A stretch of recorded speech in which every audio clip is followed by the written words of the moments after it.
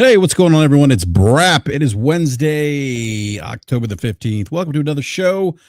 Sorry, I'm a few minutes late here. Having some issues with my cell phone. I'm a T-Mobile customer, and something's going on with the T-Mobile network. So spent like the last 15 minutes trying to troubleshoot my phone and figure out what's going on with why I cannot connect to the network. And also was doing a little investigative work on the side here. Went to a few sites to see if I could locate any any updates on whether or not there's an outage in my area. I don't know. I haven't been able to identify or confirm that there's an outage in the area that I live in, but nevertheless, T-Mobile is down for me, and it's bugging the hell out of me because I've never really had issues with T-Mobile before. Eric Chobrata says YouTube has been acting up all night as well. Interesting. Oh, Croderick said something with YouTube. Who knows? Maybe it's all related. Maybe we're under cyber attack. Let's hope not. That's the case. Let's hope that's not the case. That we're under a cyber attack. But anyhow, I do want to welcome everyone again. Please do me a favor, hit that like button if you haven't done so already. If you're new, consider subscribing. Hit the bell notification so you're alerted when we go live. I'm patiently waiting. My co-host here, Mr. Game Logic, he should actually be here shortly. I believe he dozed off. I get it. He works hard. He's tired. Plays a lot of video games. I tell you, some of the comments in the chat here. Oh, come on. Yeah, YouTube is screwed. Okay. Hopefully it's not I don't know. Hopefully YouTube doesn't present any issues this evening while we're streaming live. I know our good buddy Mag was streaming earlier.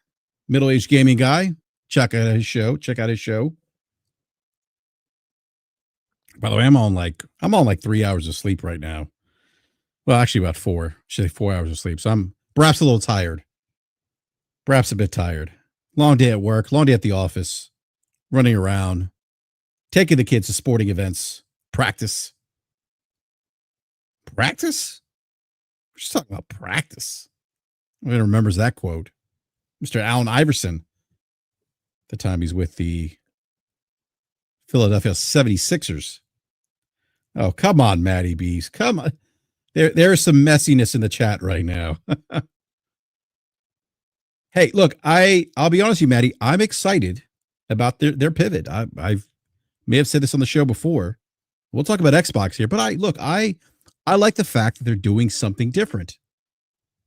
Now, whether or not that works and that sticks, that resonates with consumers is another conversation. And that's the funny thing about the conversation, right? You can never appreciate. It's like you have to be all in. It's like, on one hand, if you appreciate the pivot, if you appreciate what they're trying to do, what Xbox is trying to accomplish here, if you appreciate that, then there's no room for any criticism. There's no room for any skepticism. That's not allowed. You're either all in, you're all out. Fuck nuance. Nuance is off the table. Completely off the table. Yeah, Matty Beast, that is a fair criticism. And that's the point. Like, those are things that are fair criticisms. I like the pivot. Just go all the way with it. Don't tell me my library comes. It doesn't. Just be transparent. I don't disagree. Don't tell me it's an Xbox when it's a handheld PC. Again, there's nothing wrong with that. There's nothing wrong with it being a handheld PC. I don't have an issue with that. Just don't insult my intelligence. Don't insult the intelligence of consumers who have been part of your ecosystem for the better half of 24 years. And that were Xbox Live beta testers that actually helped build Xbox Live. I'm like myself. Yes, I was an Xbox Live beta tester, for those who don't know.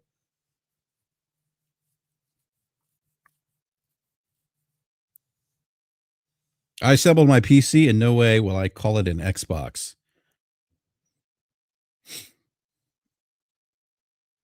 So Matty Beast brings up an interesting point. 600 plus Xbox games and 59 are installable. That ain't going to cut it for me. That's fair as a consumer. That is fair. That is not a native Xbox experience, which is why I've said this is not an Xbox device. It is a Xbox adjacent device or an Xbox adjacent PC handheld. And if you say that, people get upset. It's not a criticism of Xbox. It's not saying Xbox is bad. That is just a reality of the situation. It's a reality of what this product actually is and what many of the reviewers said it is. That's not a slight at Xbox or Microsoft. I mean, it is what it is. I mean, I don't, I was going back and forth with someone on Twitter today, but they said it was disingenuous, I think, for people to say, I forget what it was. I don't know. I gave a,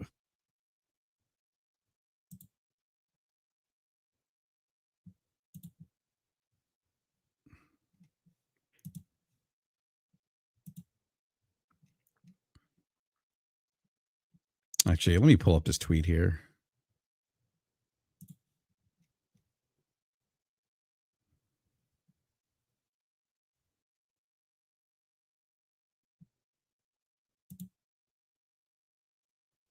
So you all know Nick from Xbox Era. We were going back and forth. He said a discussion around whether the Xbox Ally X is an Xbox is mostly incredibly disingenuous and in bad faith, which I disagree with. How much of an actual Xbox is ultimately depends on how much you value your library of backwards compatible and non-play anywhere games. I don't agree with that. I don't agree with that at all. And I said, actually, I said to him, I thought his comment was a bit disingenuous. And I said to him, platform identity isn't defined. It's not defined by how you feel about something. It's not defined by emotional attachment or game access. What defines a platform, right? And we could talk about the pivot later. But what defines a platform, by any stretch of the imagination, to all platforms, gaming platforms at least, they're defined by their architecture, OS, and native functionality. And I also replied that we also need to acknowledge what consumers expect when they hear Xbox, right? We heard this in the reviews too. One of the reviewers said if you're gonna call this an Xbox, and it needs to act like an Xbox. Again, this isn't an indictment of this device. It's not an indictment of the device. We're just having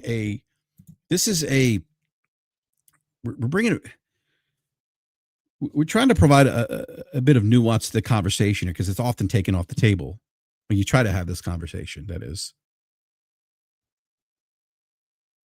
And that the reality that consumers have certain expectations with what the Xbox is.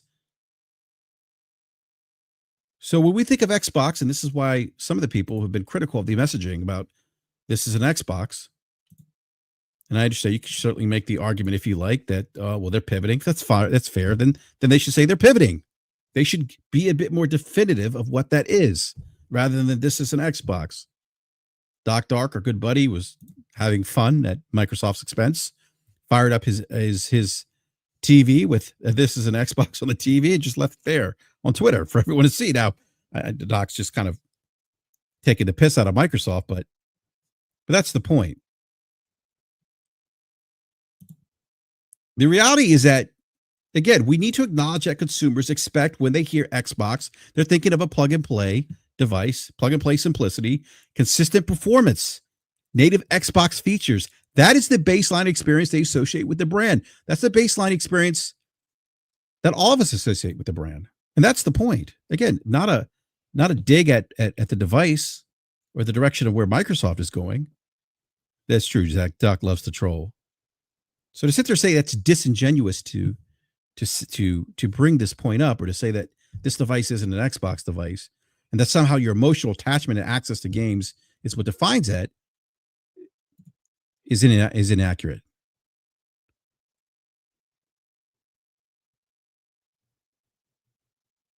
I don't look at my PC that runs Steam and say my PC is a Steam device. I don't do that. Now, we know that I do say that the Steam Deck actually is a Steam device. That's a Steam OS, Steam architecture, or architecture that Steam has. I'm gonna get worry worded here. want to welcome Worry to the conversation. What's going on, Worry? I don't know if you can hear me, Worry.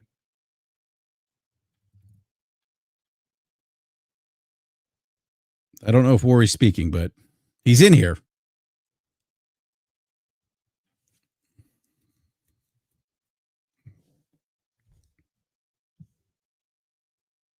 Where are you there? Can you hear us? If you're speaking, I can't hear you. The mic's not coming through. All right, we'll figure it. Well, hopefully we'll get Worry in here. All right.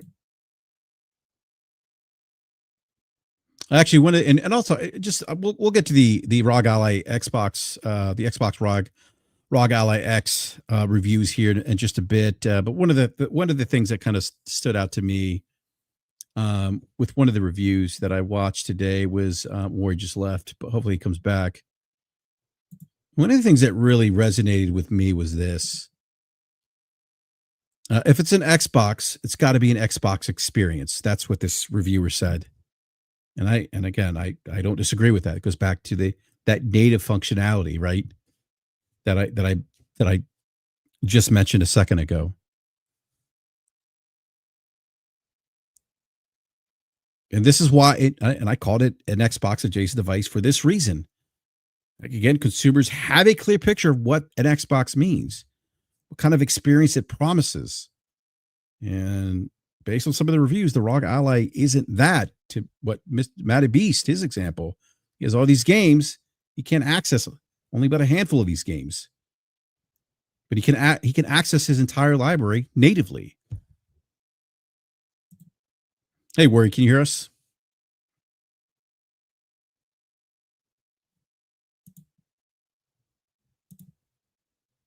I don't know, Worry. Go in the settings, Worry. Select your mic in the settings.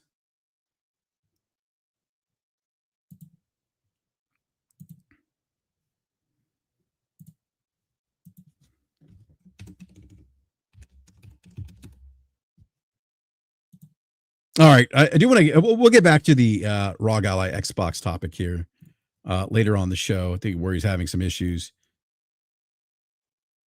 Yeah, I don't disagree, Ghostface. People can gaslight themselves into it. I don't disagree with that.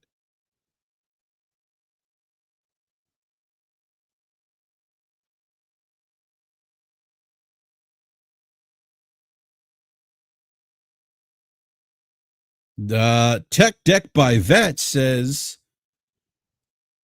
the ROG Ally X is a Windows 11 handheld PC. The perception that this was an Xbox and could play console games natively was initially due to Microsoft marketing. Yes, that is true.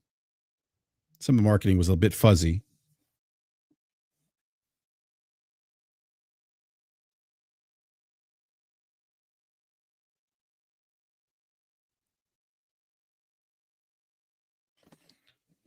All right, I'm trying to get worried. Logic is trying to set up his new mixer and mic, so he should be here shortly. Oh, thank you, Tech Deck Vet. Welcome to BRAP. Worry, can you hear us now? Your mic is muted.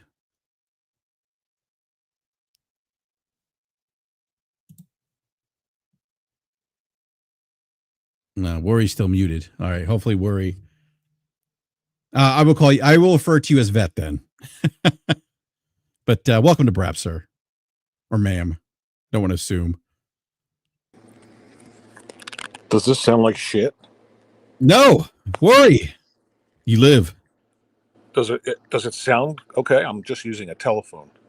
Yeah, no, you sound fine. All right, great. Of course, people are trolling you a bit. Someone said, Worry streaming from an Xbox. People are being a bit messy today in the chat. I'm streaming from an Xbox. Yeah. I mean, everything's an Xbox, so I guess I could be streaming from an Xbox. Actually, I didn't catch on to that. I didn't catch on to what Mario Heat said, but I guess you could. By the way, did you get the memo? I did not get the memo. Okay, every time you mention the ROG Xbox Ally, you have to drop the ROG and just say Xbox Ally. Xbox Ally. Okay. Yeah, I'll drop the ROG. That seems to be the going trend with, all of the really, really genuine Xbox influencers. I love how you chuckled when you said genuine. Oh no, they're completely genuine, intellectually honest, and just really great people. Church every Sunday, feed the I sick. know. Yeah. Did you say feed this? Take care of the homeless. I'm sorry, feed the hungry and heal the sick, and it's just I'm so tired of it. That I haven't podcasted in such a long time. I'm just so tired of just how disingenuous it all is, and how ridiculous it is, and how look, I know a lot of, and you do too, right? I mean, I was podcasting. You were podcasting. I was podcasting before this was like careers for people on. Like for me, BGST, that was like the biggest Xbox fanatical podcast around before there was even Xbox podcasts. You guys were the I have to refer to BGST as the OGs. Yeah, and I was Xbox I was the Sony Nintendo guy, and everybody else was. I mean, I liked Xbox, but yeah. Well, that's even, where even back that's where then, Mooch was discovered. Yeah, Mooch used to. He was a guy in the comment section like, get me in here, I want to get in here. Yeah, no, he was. Yeah, I remember that. Yeah, and Tim Dog and Crap Gamer. Yeah. Yeah, I'm just really tired of it. Like, if I don't understand something, or I don't feel like it's genuine, I just won't waste my time on it. You know what I mean? Mm-hmm. Like, I don't need people to tell me I'm not an Xbox fan. I'm a huge Xbox fan. I'm a console guy. So, this idea that all of these people, I'm not going to name who they are, but I used to talk to people. I used to play in groups with Phil Spencer, like Rocket League. Were you in there that night we were playing? It was a while ago. I was in a game. It was the Division beta. It was me, you, Phil Spencer, and Southbound. Yes. And then there was a Rocket League match after that. But even then, I started to notice that, all these people that love the Xbox console weren't even supporting the Xbox console. I looked at like something like Sunset Overdrive, which was, in my opinion, the best game Microsoft ever published. And nobody purchased it. Nobody liked it. Yeah. The whole 900p, 1080p thing with PS4 and Xbox One. Well, if you're a huge fan, I used to say this all the time on the show. If you're a huge fan of Xbox, why are you upset about a resolution metric? Why would that stop you from buying the Xbox if you're a fan? So it just started then, and then it became just this. And I'm not looking to, I'm not talking about you here. I'm just saying, this whole like, this is my job. You know what I mean? Like I saw you were getting.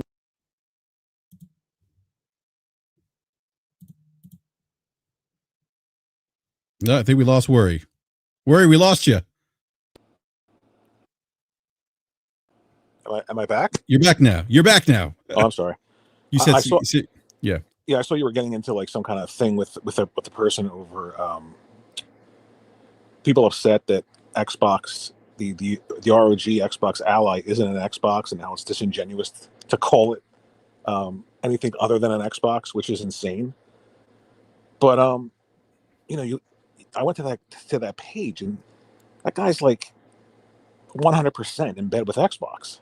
So, oh yeah, I mean, what do you expect? Like, and when you add in like your whole life is tied to your YouTube channel, like you can't lose the audience. So, this is why I have a problem with YouTube. Like, not in general, and people get pissed at me. Like I've had people get really pissed at me that I used to podcast with because I say stuff like this, but I just don't give a fuck. You know what I mean? Like, I don't care about if somebody has an audience and they're afraid that the ad revenue is going to dry up, so they just consistently just lie or change who they are. Like, I know people who are super hardcore console gamers. Now all of a sudden they're like, oh, consoles are PCs, and PCs are consoles, and refrigerators are Xboxes. It's like, I know you guys aren't happy with this. I know it. I spoke to people who told me this is absolutely fucking horrible.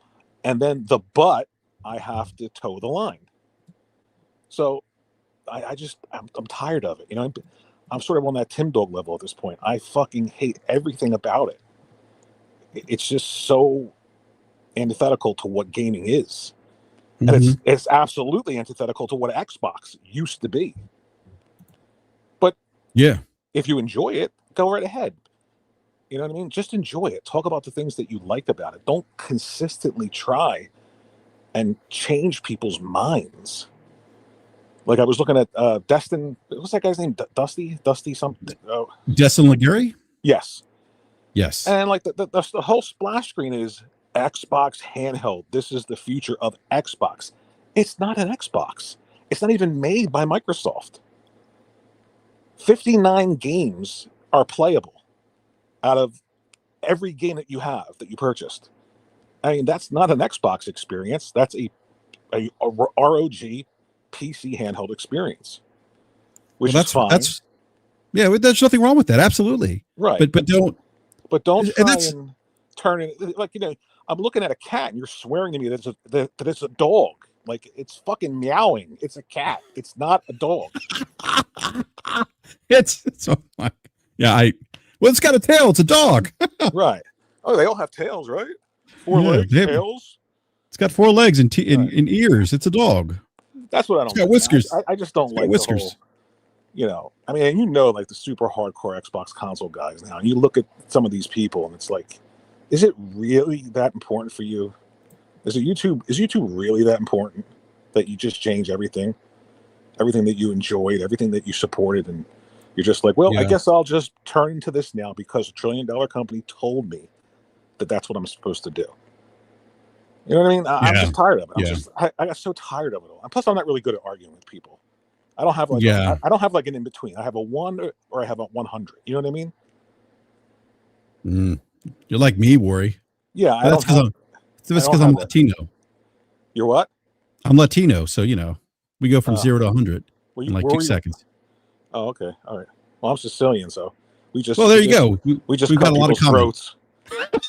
Well, we got it. I mean, it's funny. It's funny you mentioned you're Sicilian because one of my coworkers, who's one of the directors of my group, he's Sicilian. He's like, we had this conversation. He goes, I understand you. He goes, you go from 0 to 100 like me. He goes, you're Latino, I'm Sicilian. He goes, we have that in common. I said, there's no in between. There's no in between. So it's like it just drives me.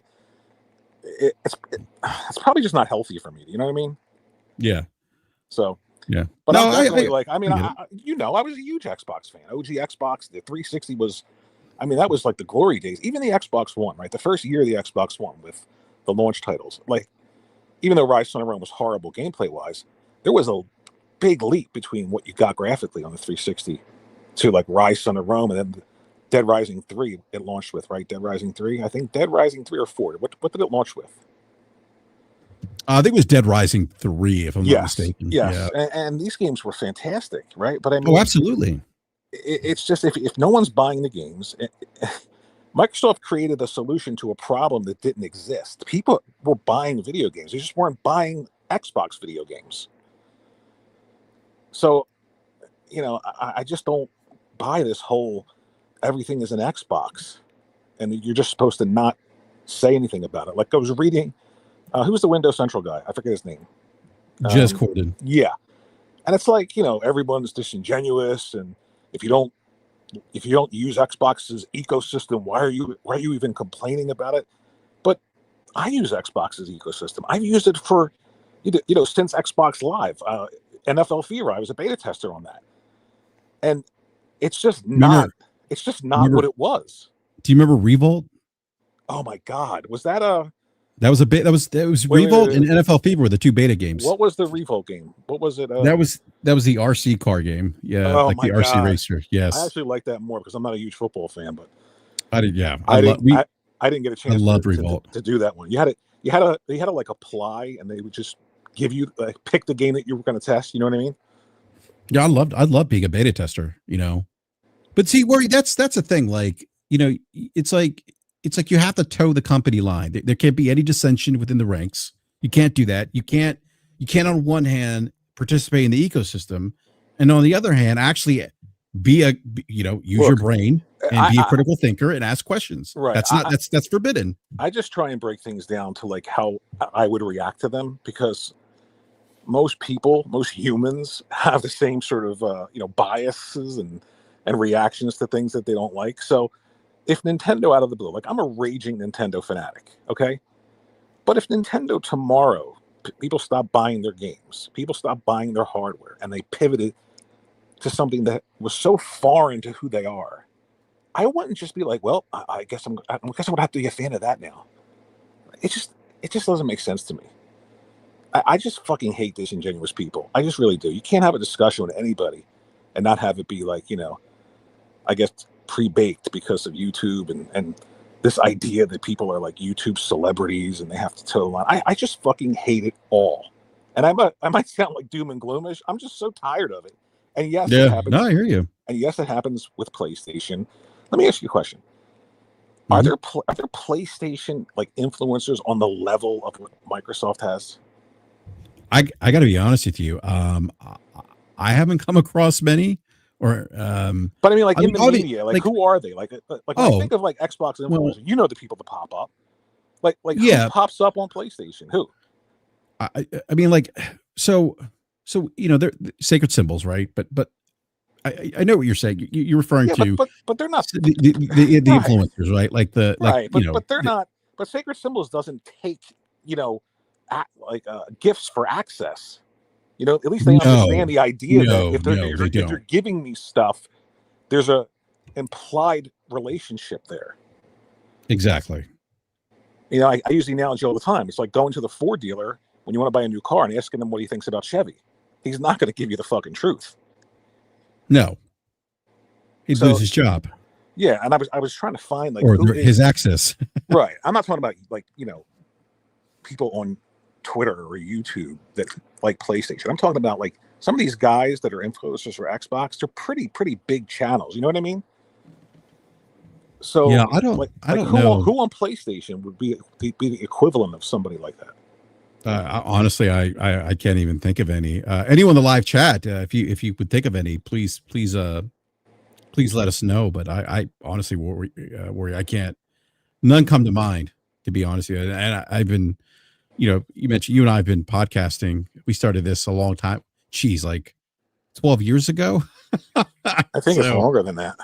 Yeah, we were actually on a podcast together with a certain individual who, oh Jesus, don't even. Oh my God. Oh wow. Did that system come out yet, or are we still waiting? No, we're still waiting for it. Yeah, it's wonderful, isn't it? Destroy friendships over toys. You know what I mean? Exactly. It's just God forbid if you're critical of something and we can't be friends. I know. Yeah. I'm just tired of it all. I'm just really tired of it all. I don't understand Xbox at all. Xbox really isn't the Xbox that I liked or I really want to engage with. I'm not a PC gamer. I'm not a person who wants to use Windows. Or I was watching that one video about that ROG Xbox Ally, and somebody said they have to go into the settings and enable something and then disable something else to get it to where I just don't want to do that. Right? I'm a simple console peasant. I just want to plug shit in and have a good time. I enjoy that. So when Microsoft decides to pivot and then tell me, no, you really weren't a console gamer. You were like a PC gamer, and now you're going to be everywhere. But I'm not everywhere. I want to buy a console. I want to take it home. I want you to make a product, and I want you to support the product in a way that's meaningful to me. And it isn't only about me. I get that. People are going to say, well, I like what they're doing. That's great. But there are many more people who are fans of what Xbox was than what Xbox is. And that's where I'm sort of in the middle. Yeah, no, I don't disagree with you, Worry. But that goes back to you have to toe the company line. You can't put, like, I think you bring up a great point, Worry. That's because I'm a genius. Yeah, well, yes, you are. I've known this for over a decade now. But great point in the sense you talked about like having to go and tinker. I think Tom Warren mentioned something about that's who it was. I'm sorry. Yeah, Tom Warren. Yeah, he put out a tweet, go in. And I was shocked. I was shocked that Tom Warren actually, because Tom Warren was the one who was saying this is an Xbox. And then like today he's like, this is not an Xbox. Like, well, that's like if I knew it wasn't an Xbox, I'm sure you knew it. Do you know what I mean? Well, yeah, I mean, but a few of them did. Like I think Linus Tech Tips said this is an Xbox when they first revealed it 4 months ago. And I had to. This is crazy. I had to explain to someone that when someone actually does a review of a product, they have the retail version in hand. That their perspective of that product, right? Outside of that small vertical slice that they either had hands on with 4 months ago, can change because now they have the full experience. We see this with game reviews, and this person was dumbfounded by the fact that actually is a thing and couldn't believe it. I'm like, you're an idiot. That's the other thing. We're surrounded by idiots, Worry. as soon as, and again, look, I don't know how to say this without sounding like an asshole. I mean, I used to really care about like not hurting anyone's feelings or being offensive or saying anything negative, and I still do, because at the end of the day, it's just playing video games. You know what I mean? If you're having a good time playing a video game, wherever you want to play it at, I don't have a problem with it. I just have a problem with this social media driven nonsense that seems to be surrounded by Xbox. And like I say, I know it exists on PlayStation and Nintendo, but it's just so what's the word I'm looking for? It's so huge. It seems so huge centered around Xbox with these people that you almost can't even breathe anymore when you're looking for information. It's just, if I know in the first like 30 seconds somebody's point of view, that's a problem. Do you know what I mean? Yeah, no, yeah. I mean, that's a real sense, problem. Man. Like, I don't want to know what you think before I talk to you. And 99% of the time, I know exactly what these people are going to say. Because you know, I was, like I said, BGST. We used to, before we started the show, there was like a running gag where Z and Crap and all that would say, "How are we going to spin this?" You know what I mean? There'd be like so many fucking topics that were just so. And I used to say this all the time, like, this doesn't make any sense what they're doing. They're like, nope. And it was a joke, right? I mean, it was a running gag, but it's gotten to the point now where it's like, it really is a career. You know what I mean? It's a career to just lie to people. And I don't know. I just don't like it. No, I don't disagree with you. I don't like the just say it's not an Xbox. Just say this is a handheld PC that plays not a lot of your Xbox console games, and that's it. Like why is that a bad thing to say? It's not a bad thing to say at all. Why do you have to pretend that this is an Xbox and then everyone else in the industry has to like acquiesce to what Microsoft is doing because that's the quote unquote future? It's not. No, it's for that brand. Maybe it is for Microsoft and Xbox, but it's clearly not that for everyone else. Well, that's a great point, and that's one of the things that I've. And isn't that okay? Why does everything have to be the same? No, it doesn't, and that's the point, right? And that's kind of what I've argued here on this show too. Is that look, the market is so diverse now, right? The pie is so big. And there's so many different consumer types that, you know, it's not a one size, fits all type of industry now. Like it's so diverse. There's so many different entry points into gaming now, much more so than we had when we were growing up, right? And there's different consumers that play different types of games, that play on different types of platforms, that have different types of expectations. But I want to go back to the Tom Warren thing, because that's interesting. And this goes back to kind of my disagreement with that individual who's an Xbox influencer. By the way, I'll try to cut you off, which is fine, right? I'm not saying that people, if you want to do that, do it. You know what I mean? I'm not saying that that person's a bad person or anything like that. I'm just saying, for me personally, I'm speaking just about me. I find it hard to connect with people like that. Yeah, no, I get it. I understand. But the Tom Warren thing was kind of interesting, and that was kind of my point, right? About that platform, that the identity, that identity is tied to how someone feels about it. Listen, by the way, I can't help their games. I'm like, no, like that's not. I can't help you all night with these big words like identity. Okay, you're gonna have to pull it together. I know. Look, I've had like 4 hours of sleep, so. Oh Jesus! And I've been typing, and I when I reply to tweets, I do take some time to put it together. So you're way into my brain power. Way into the whole Twitter thing, man. Jesus Lord. yeah. You can really go at it, man. Oh yeah. Well, it's that that 0 to 100 type thing, right? That we talked about earlier. That's why I just try and stay at a 1, because I just don't want to get myself in trouble, because there is no in between. I don't have a filter. So I'm like, just stay at 1. But that was my point, though, right? Like the expectation, right? That plug and play simplicity that consumers have come to know with the there's brand. A difference. And that's the point. And there's a difference, and that's important. It's important to discuss, right, the differences and the nuance here. what I don't like is the flattening of the nuance. Oh no, that's not. No, it's what someone thinks. It's what they tell us. No, it's not what they Right. tell us. Everything's They can subjective, tell us right? There's yeah, no they can tell us whatever objective they truth. want. There's no objective truth. It's all subjective. Yeah, no, it's not subjective. It's No, not. it's not. Like the reality is there's an expectation that people have of what the state of what the Xbox is. And that is a plug and play device, right? The word box, Consistent the performance. word fucking box follows X. Native features, right? That's the baseline experience. That's the point that I was arguing. And when you have to go in and tinker, as Tom Warren did, that is not console like. That is PC. Right. And that's fine. And that's fine. Yeah. There's nothing wrong with that, but let's not. But it's not. There are a lot of people that are probably going to buy this thinking that it's an Xbox handheld. And they're going to take it home and boot it up. One of the reviewers, what the hell is this? One of the reviewers, I forget his name, actually did say that. Really? That he could see. Yeah, I forget his name. He said that he could see a lot of people returning this for the very reason you just brought up, Ori, that they'll go to the store, they're going to expect an Xbox experience, right? And again, for them, the Xbox experience, and this was my point to this Xbox influencer, was that, again, it goes back to this plug and play, right? Right. Native experience. And consistent performance, and they're going to expect it to look like and operate like the Xbox they know. And when it doesn't do that, they're going to scratch their head and be like, "WTF?" Some are going to figure it out. Some of those who are patient enough will figure it out, and others may, to the reviewer's point, may say, "You know what? I'm taking this thing back. I'm going to take it back to the store."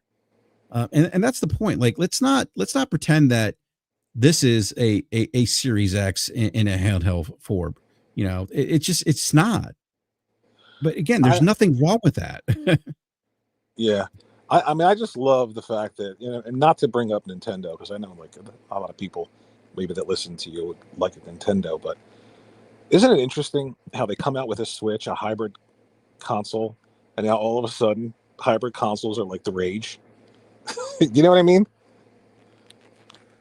Yeah, I mean, Nintendo, you know, like what's funny is, I'm sorry, go ahead. No, go ahead. I'm sorry. You know what's interesting about Nintendo? I love Nintendo as a case study. They're a completely different brand. This is why I'm sorry I keep cutting you off. I haven't podcasted in so long, so I'm just like verbal diarrhea. But no, you're fine. You're fine. They're such a different brand. If you actually look at these companies, if you actually look at these brands, Nintendo's first president took a trip to visit Walt Disney when he was alive, to look at Disneyland and how he was structuring the brand of Disney, how Disney had to feed itself with content and IP and characters. That's how they structured their company. They feed themselves. They're a destination that you have to come to, right? Nobody's opening up Nathan Drake Land, right?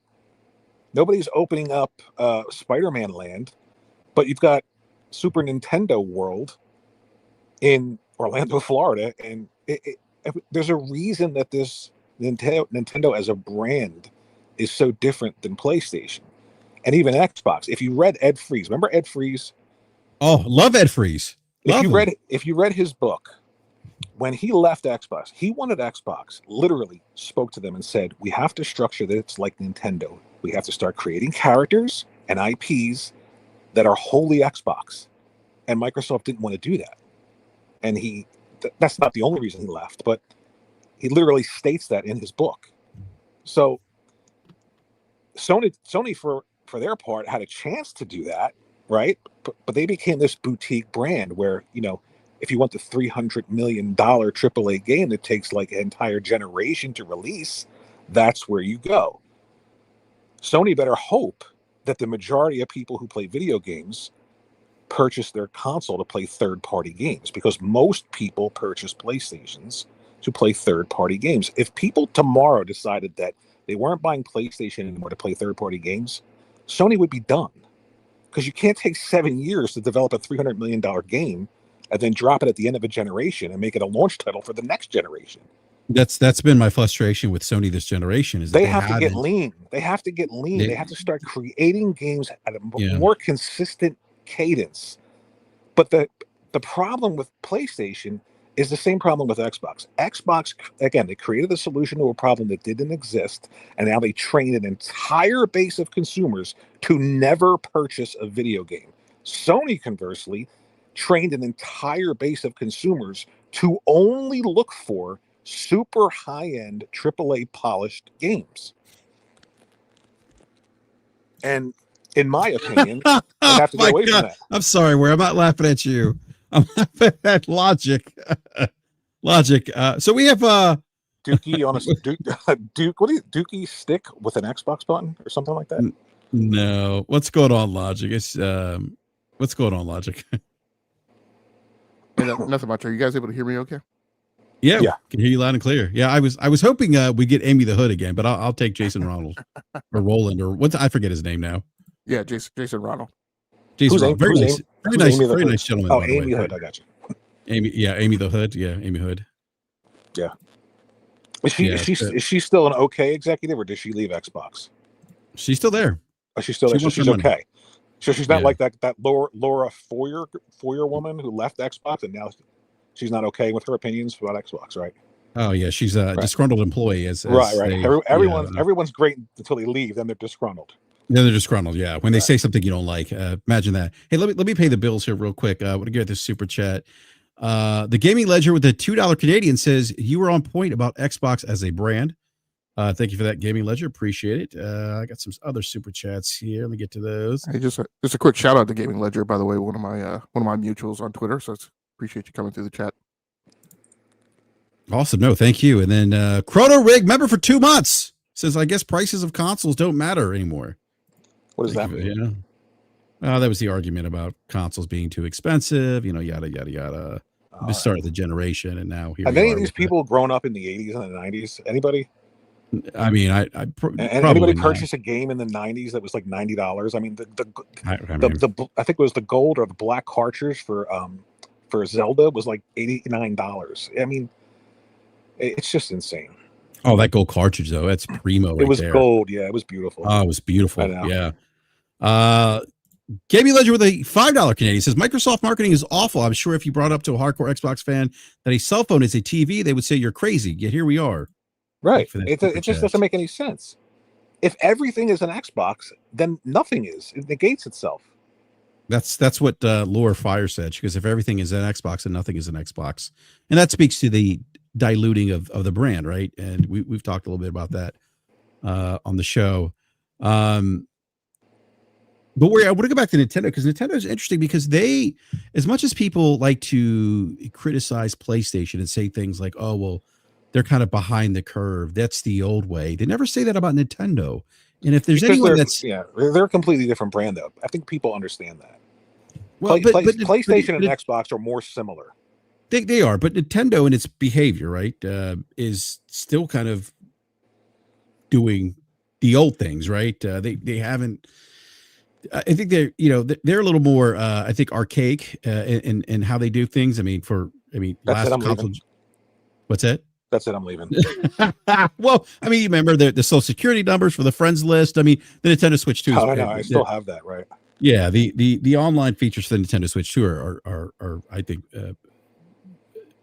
improved from the Nintendo it's improved. Switch. They have a very kid focused safety thing going on there, and I think that sort of bleeds into the idea of fully online, full voice chat, all that stuff. But with the Switch 2 now, you have that. You have the camera, you have the voice chat, but they're still in control of that stuff, which you can say is archaic, or you can just say I don't have a problem with it. I don't really talk to a lot of people when I play video games and stuff like that, so it really doesn't matter to me. But I do understand the idea that people want like the same online experience that you get with Xbox or PlayStation with Nintendo, but it's just not that kind of a brand. Do you know what I mean? Yeah. No. That's a fair point. But I think I want to go back to Xbox here. Just switch topics or switch gears. Xbox. Because I do want to get back to the ROG. What is it called now? No. You have to drop the ROG. Oh, Xbox. That's the Xbox influencer thing now. You have to drop the ROG and just call it an Xbox Ally. Xbox Ally. We'll get back. I'm going to get back to that here in a bit. But I do want to move on to a conversation that Logic and I were having this week about Game Pass. Now, I think, and Warrior, are you subscribed to Game Pass? I'm not. I cancel it. Yeah. Okay. So I think, and again, we have Keeper coming out, I think in 3 days, 2 days, 3 days. So that's a new game from Double Fine. Aaron Greenberg actually said that he actually said to me, he goes, if you're playing this game, wear headphones or headsets. So noted. Greenberg, whoa. I mean, he's known for being just 100% accurate all the time. So, oh my god, I know. I told you I haven't podcasted in a while, and I'm purple. I know. That's why I'm laughing. Good luck with the chat. Oh my god. I lost my train of thought. Ninja Gaiden 4 Outer Worlds 2 is coming out this month as well. And look, I think there's been a lot of solid releases of the Game Pass. Are those games better because they're in a subscription service? And you don't have to pay for them? Quote unquote pay for them, or are they? No, I generally think they're good games. I played a little bit of South of Midnight. I did not play Doom, but Doom was in there. What else released? Expedition 33 launched day and date in Game Pass, and that is my game of the year. Have you played Expedition 33, Worry? No. Oh, it's a little bit, really good. but you know, not really my cup of tea. Gotcha. Okay. I hate fucking tea too, by the way. You hate what?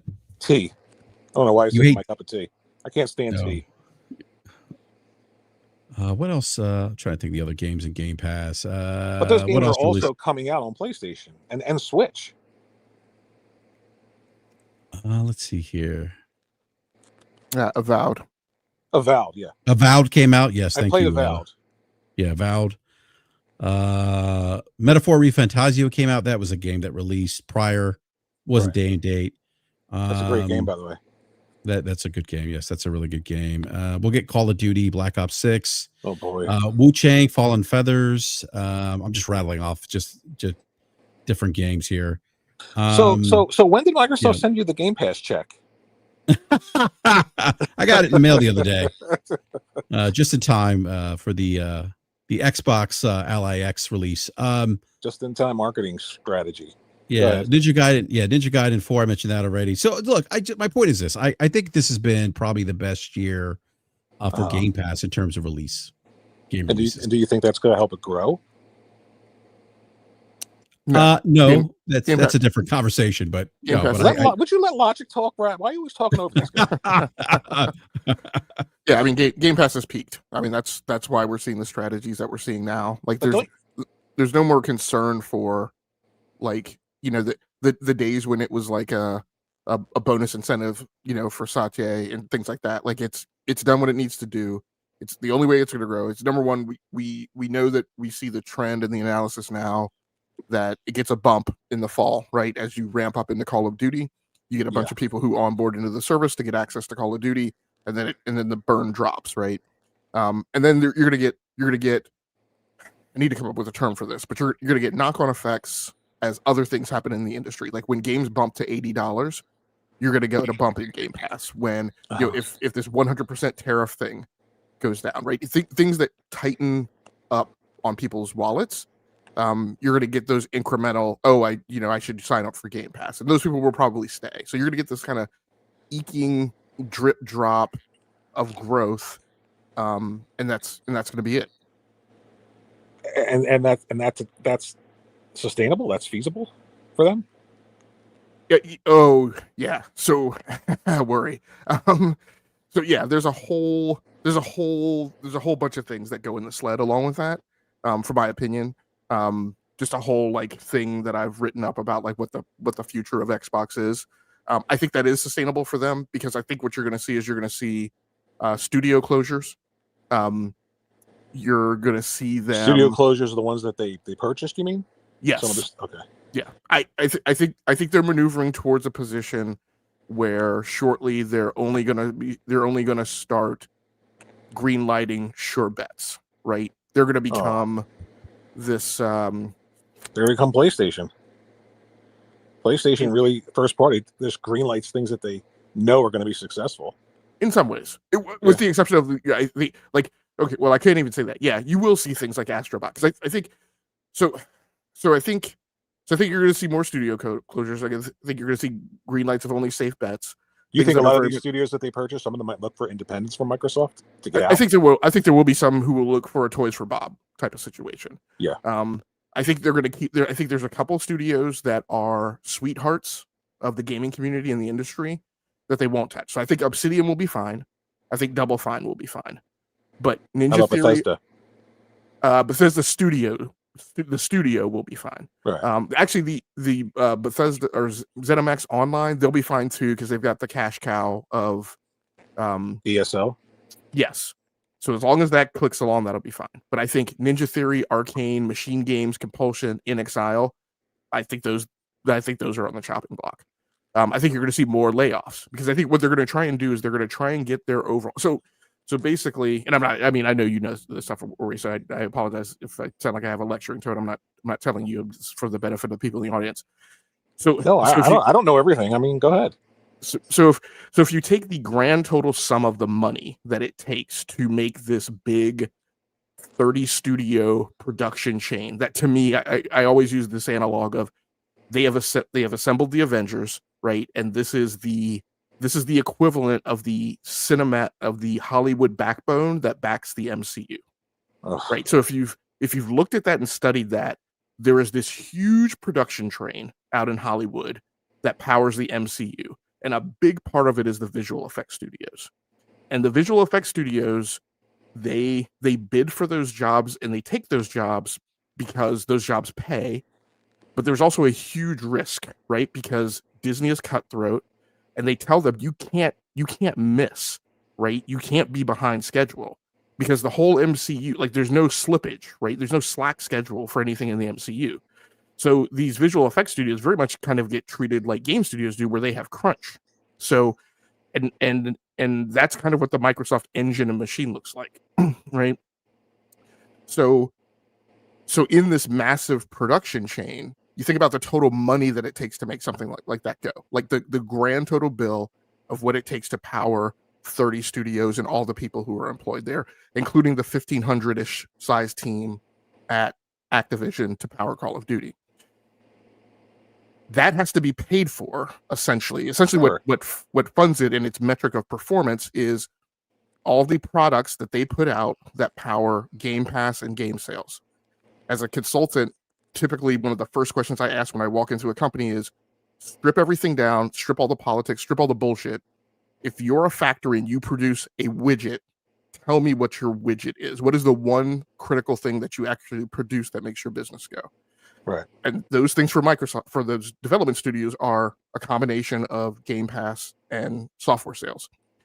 So the way to make that thing more profitable, to make it a better business, is to squeegee out as much of the cost as you can. So I think they're gonna pull down these first. I'm sorry, go ahead. No, I was just gonna say, but that's my point, right? I mean, the idea that this is sustainable, you have to offset that enormous cost in order for it to be sustainable. I see people saying all the time, "Oh, it's just sustainable.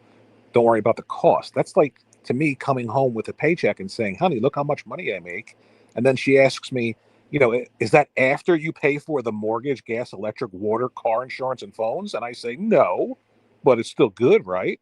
Of course, you have to subtract that enormous cost. And is the enormous cost of doing what they're doing offset by the revenue generated by Game Pass?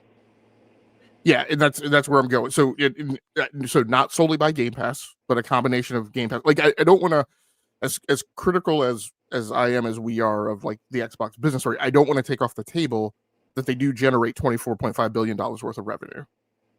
Okay. Only $5 billion of which is Game Pass, right? So the other $19.5 billion come from somewhere. Now, granted, and admittedly, a chunk of that is out of their B2B stuff that they do, right, and propping up gaming environments in Azure and things that they do, right? So part of that is part of the mix, and part of that mix is not something that goes in that is a PlayStation value stream, right? So there's a bit of a delta in that competitiveness.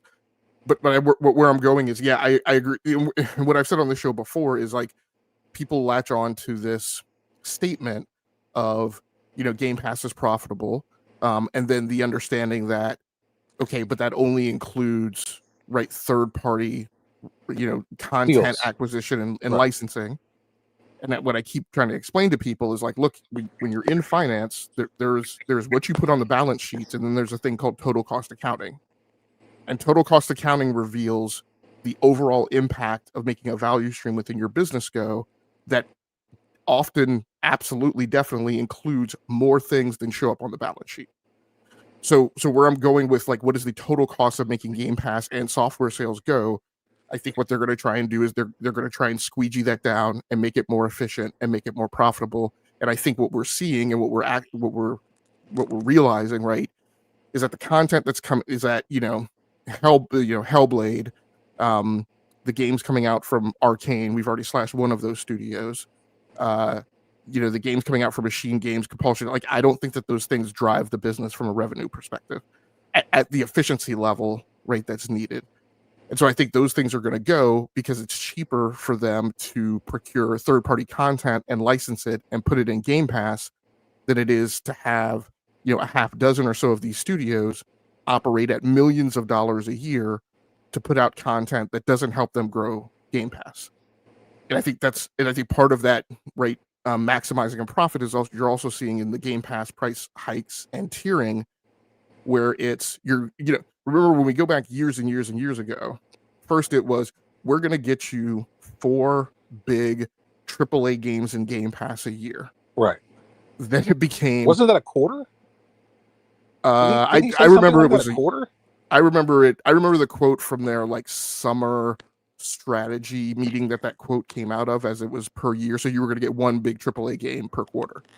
You were going to get other games, but like the big monster game, like the Halo Infinite size game, the Forza Motorsport size game, you were going to get 1 of those per quarter. Then a year later, after the Redfall debacle, it was, we're going to get you 10 first party releases a year. And that's the point where statements started to back off of any notion of size of the game, budget of the game, quality of the game. It was just 10 per year. And when Matt Booty said that, he included Towerborn in those 10, right? Which is a small indie game. So now you flash forward to the tiers now they're promising you 75 games a year. And like literally within weeks of putting that down, you see the types of games showing up there that they're indie, small indie titles. Yeah. Well, they're like the mobile games you see on the eShop on Nintendo that are like $2.99. Yeah, I can't stand that saturation of shit. Right, every store, PlayStation, Xbox, and the eShop. So that's going to be part of your 75 games per year. Like, if you're a Game Pass subscriber, as a consumer, you need to understand that is going to formulate a chunk of your 75 games per year. And what I would personally be worried about is that's probably going to formulate like a majority, right? And this goes into my whole hypothesis about like the race to the bottom, right? And the shitification, the choke point capitalism, because now we're seeing it. Now what we're seeing is that we have, we're not going to pay the big third-party publishers for content. We're going to pay these small mom and pop shops that are cranking out like these ridiculously small games and count those as towards us meeting our commitment to you. And the profit that we gain from that is not going back to the suppliers. It's coming into Microsoft. That is the textbook definition of enshittification for people who have been listening to the show. And if you haven't done what I asked you to do, which was to go actually read the publishings of Cory Doctorow. You asked people to read in 2025? That is exactly what it is. So I think they're gonna. You're asking a lot, Logic. I think that's actually the pinnacle of me being here tonight, hearing that you want people to read in 2025. So I think what you're going to continue to see, you're going to see this continuing squeeze, right? You're going to see them, right, dewatering the towel, right, squeegeeing water out of the towel to get more profitable. And then, and I apologize for people who've heard this before. You're already starting to see this. The studios are going to start converting over to Unreal Engine 5, right? Unreal Engine 5 and whatever comes after UE5, because of the cost-saving benefits of using proprietary because engine, right? It's easier to outsource. It's easier to hire at a lower cost. You can contract that work out. You can't go out to Redmond or Silicon Valley and swing a cat and not hit a developer who is working in Unreal Engine.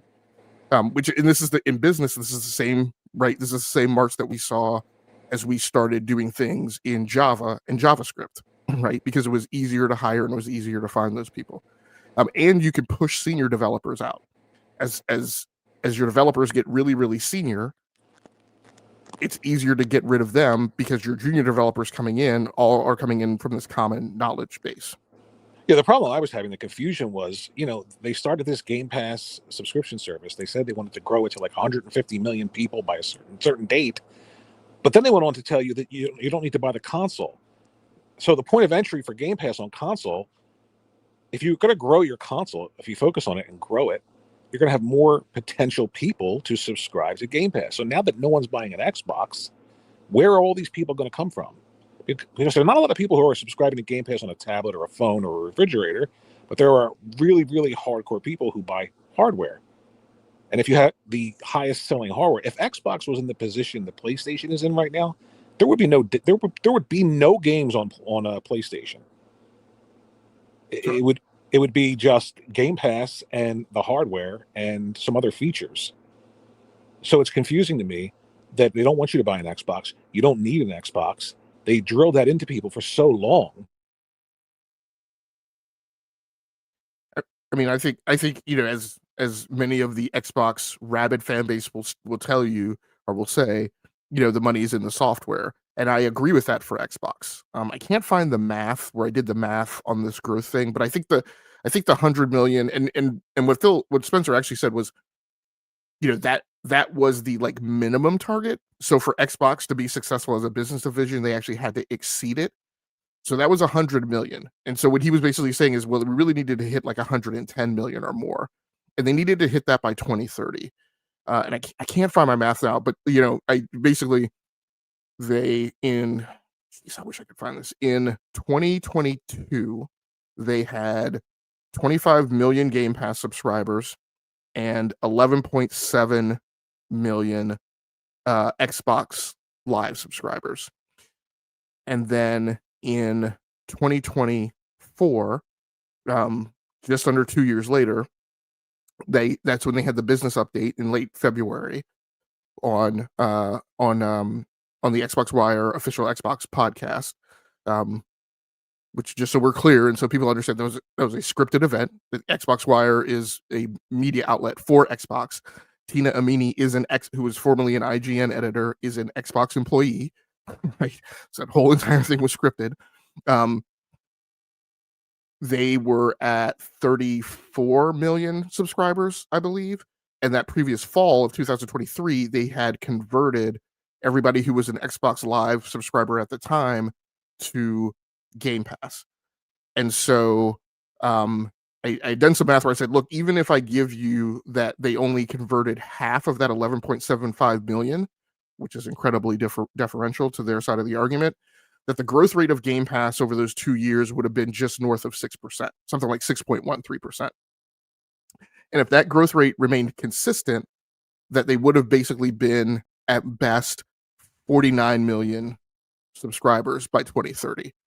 So the writing was already in the wall that there was no flipping way in the world that they were going to hit that number.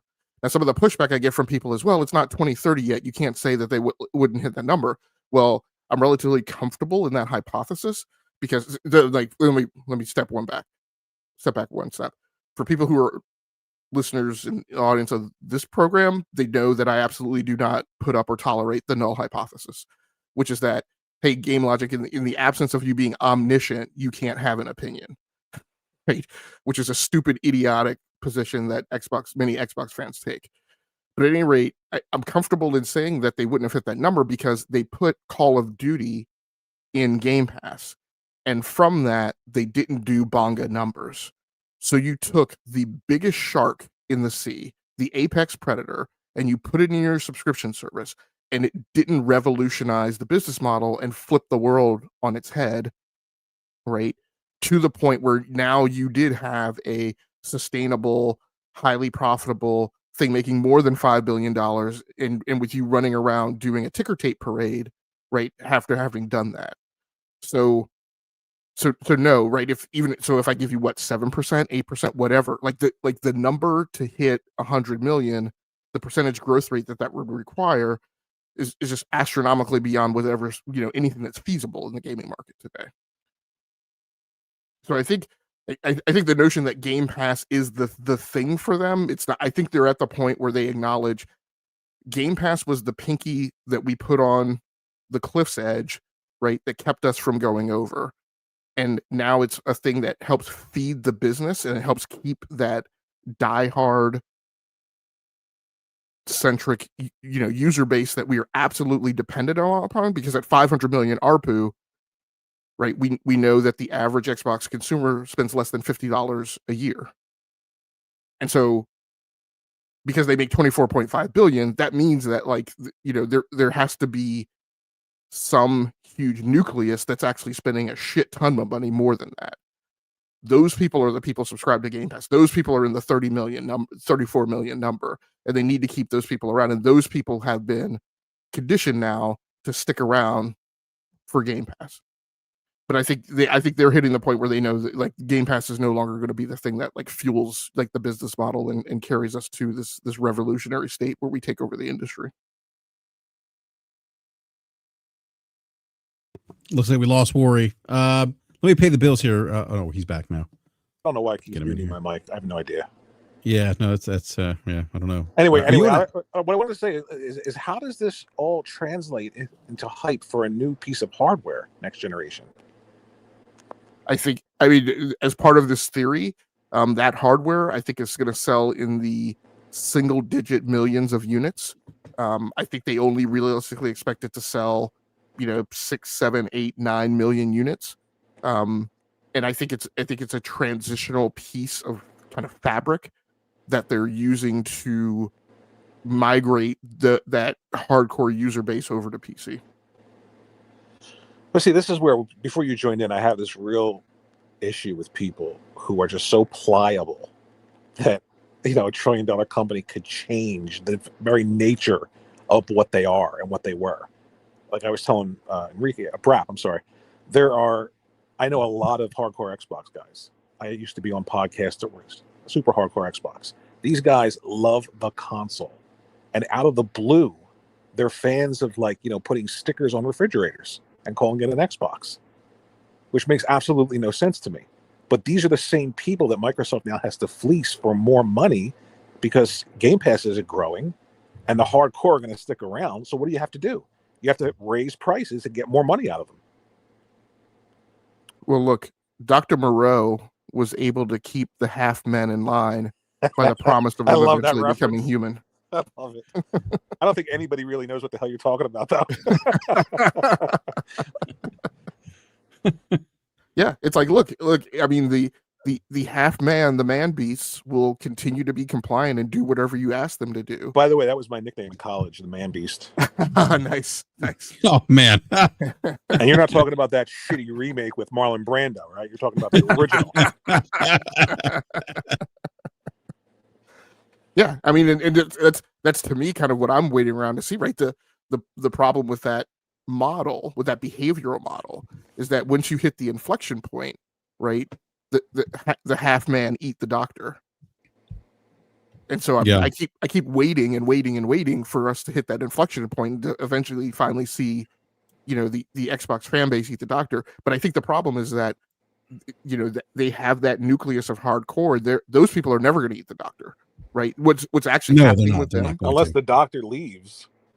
Well, I mean, look, Lulu already bade them goodbye, like literally the day after the acquisition closed. Right. Oh, let me tell you, that was the biggest hustle I've ever seen on social media. I mean, she had people calling her Queen Lulu, like literally, and eating out of the palm of her hands. I've never seen anything like that in my life. It was so weird. So weird. I'm sorry, guys. Let me pay the bills here real quick. Andy Hart, the $5 pound, says Don Matrix saw this coming years ago. But at least he was honest, and the Xbox brand was more stable than today. Xbox under Phil Spencer is sinking. Thank you for that super chat. But Logic, I want to chime in here quickly to your point. This kind of goes back to, I think, what Moore's Law is dead revealed about the Xbox Magnus those specs seem to indicate that, and That's I think that's the brand I buy, by the way. my goodness, Jesus, Worry. I forgot how fun it is to podcast you. I told you, verbal diarrhea, man. Oh yeah.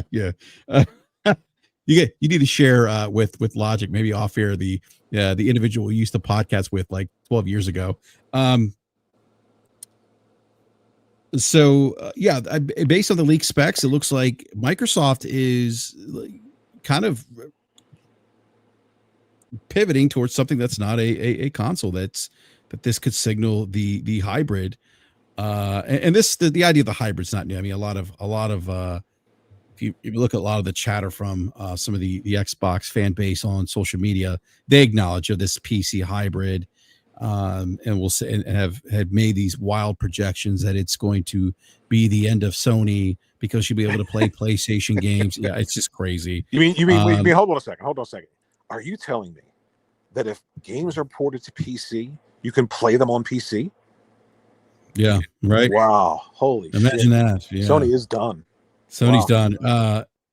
And it sounds like this thing's going to be. I think this was. I have to go back and look. I wrote some notes down. I forgot to write which source cited this, but it sounds like this device could be like north of $800 plus, right? For this hybrid PC type thing. And again, this is based on the architecture leaks of what Magnus is. It seems to point that in fact this is the direction that they're going. We're going to have this, and I sort of. Go ahead. I know the check. Go ahead.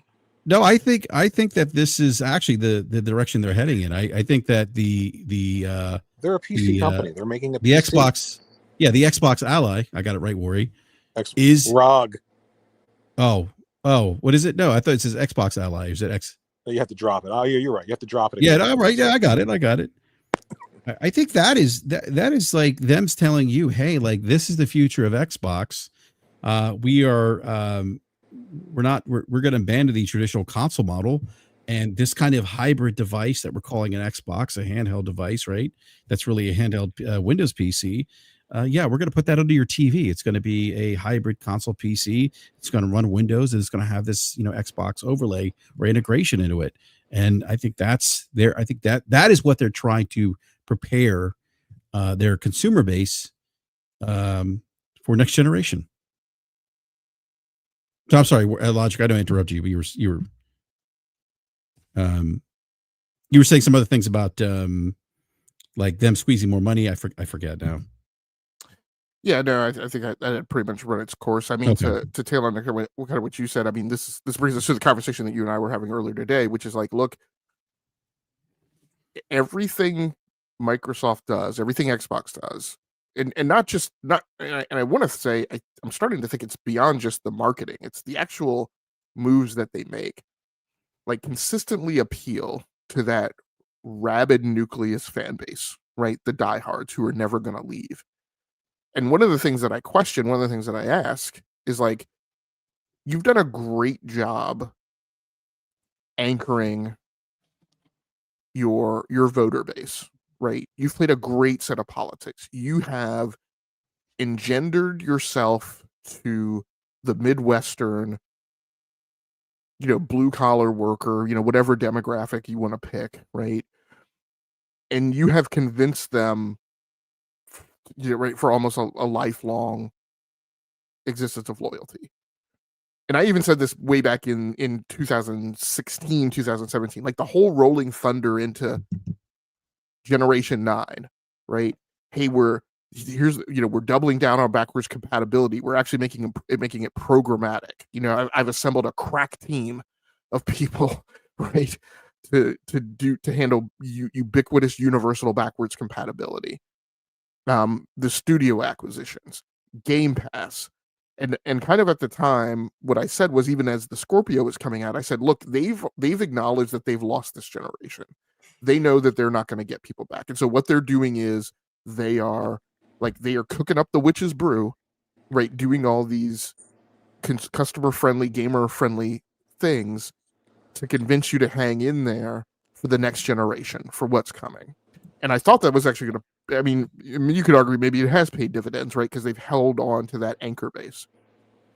But like all of the marketing constantly, and this is what we wind up hearing from this anchor base, you know, encouraged by the content creators who are paid with access as currency by Xbox. You know, these people, like everything that Xbox does appeals to them. So I get it, right? Look, play anywhere, you know, the Sunday morning comment that we heard from a big influencer that, like, you know, playing my games, having access to my games on any screen is like the best, right? It's the greatest value. So there are people who are like, hey, if I have access to Avowed via Game Pass, being able to play it on my console, on my PC, on my phone, on my television, that's actually of value to them. Okay. But worried, like I heard you saying before the podcast, but you need to understand less than 10% of the market that you guys formulate care about that. Right. That's the point I was trying to make. Yeah. I don't understand that pivot. Why would you look at all this data and say, let's pivot to this versus what was actually, in my opinion, more lucrative when they were coming up with the Xbox 360? And they took half of the market share away from PlayStation during that generation. And that's with the Red Ring of Death. Yeah, they went from 25 million units right to 86 of the original Xbox or 85 to gain parity with PlayStation. Yeah. And then they went from that to, complete obscurity at this point. Like, how the hell did that happen? Yeah, it's either a concerted effort to just sunset and divest from the hardware space into the space that you have more control over because of your operating system.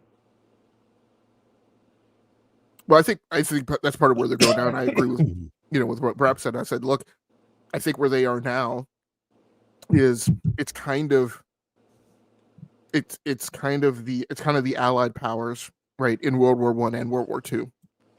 Right, they're looking at it and they're like, we are being asked to fight a two-front war, and we are losing, right? We are losing the Eastern Front, right? So, and I don't even know by my history if I've picked the right front, because I get what you're trying to say. We're losing one of these fronts. So, like, does it make sense for us to just keep pouring troops at that problem, or do we just need to admit defeat there and focus our efforts on this other one? I think where they are now is they see this viable assault coming from Steam, from Valve, and they are like, look, we've already lost the console war. We cannot afford to lose Windows, because literally the only reason that the general public keeps the general purpose multifunction desktop personal computer in their home now, the largest reason for that is gaming. Because all of the other stuff, all the mom and pop stuff, reasons why you keep that thing around, right? So your 60-plus-year-old people can play Minesweeper and Solitaire. Like, those functions are being fulfilled by Chromebooks and iPads. And even in the generational bands where people are willing to spend money, we're now at a place where Apple has so much more mind share that a lot of those people never bother buying a desktop PC in the first place, right? They go down the path of Apple and they stick with that. So I think they have a viable assault happening on the desktop operating system warfront. And this pivot and this maneuver that we're seeing is them mounting up to get those troops deployed to that warfront. So let me ask you a quick question. So you think Steam OS is eventually going to be what Windows is on PCs in terms of functionality and business applications and all this stuff? You think that's where Steam wants to go with it? No. I think Steam is mounting up an assault to be a viable solution for gamers, thereby eliminating the need for many parts of the consumer market to have a Windows-based PC in their home. Isn't it already, though? Like, who uses the Windows Store? Who uses, like, mostly anything that Microsoft has put into gaming? Steam, to me, and I don't know anything about PC gaming, but every time I'm online, Steam has, like, huge numbers. They're giving people money back, stuff like that for brand loyalty. It's already pretty much eclipsed what Microsoft's done in terms of their operating system in gaming. the digital storefront absolutely is there. But they haven't nailed the operating, right? The only footprint they have for the operating system right now is the Steam Deck, and the Steam Deck is like 5 million units. So maybe could you go back to your earlier question of, oh man, we lost Worry again. I'll wait till he gets back. Yeah, hopefully he jumps back in. I guess I think he's losing his. I don't know. He's back now. He's on an iPhone, by the way. Logic. Yeah, it's a sorry about that. No, not at all. So Steam. So maybe to go back to your earlier question about like is Steam like planning on like becoming what Windows is?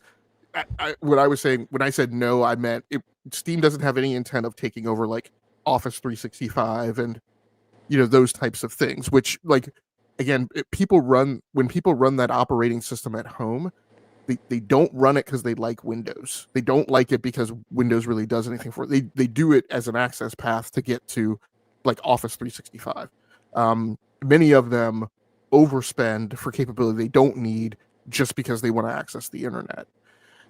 So what I'm saying, so where Steam is going to try and eat into that is the operating system functions that you need to be the access path to get to gaming. Which Steam already has better than Microsoft. Well, they do, but their hardware footprint, right, that goes along with that access point is very small, is what I'm saying. Right. But now we're on the eve now of them potentially rolling out this thing called Steam Frame, which I'm theorizing will be an array of products anchored around a set-top box that fulfills the functionality of a gaming PC, and that it will provide a very Steam Deck-like experience and really be no muss, no fuss for you, and not have a lot of the bloat. And will allow you to get to games in the big question is performance, right? It's got to be performant enough that it convinces people that it's a viable solution. It can't be like the Steam Deck solution was very neat. It was quaint. It provided that mobility, but from a performance perspective, what it provided was the good enough solution, right? It provided I'm sorry. Go ahead. No, I guess I don't understand the logic behind saying that you're afraid of losing Windows in that space. So you're creating an environment where Steam can sell its games through its own store on your device. How does that help you? I mean, as soon as you put someone else's store on your device, you're pretty much done, especially if it's Steam.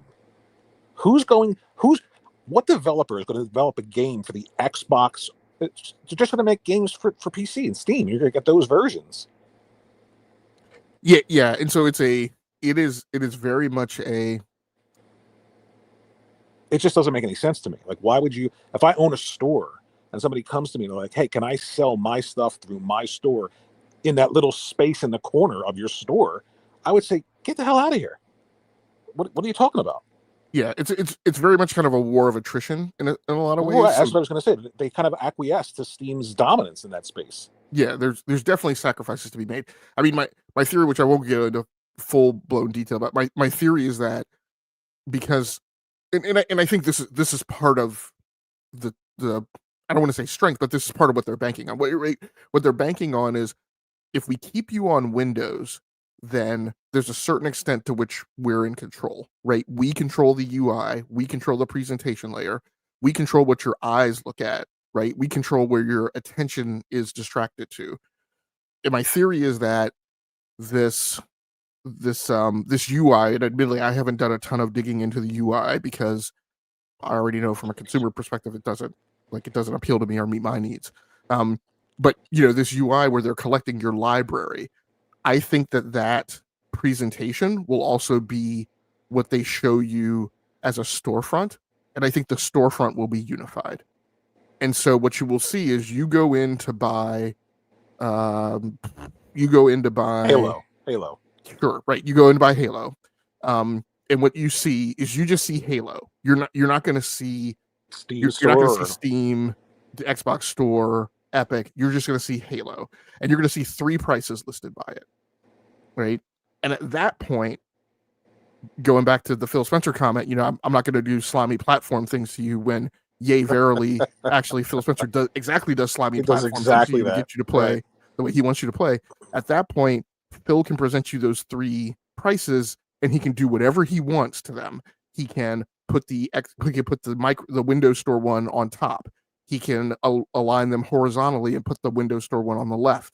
He can make the Windows Store one green, but what benefit one blue, and one gray. Why would Steam agree to that? What benefit is it to them? There's nothing that they need to agree to. I'm sorry? There's nothing that they need to agree to. Well, it's their store, correct? It is their store. And they have their own hardware. So you're going to have to access stuff via APIs.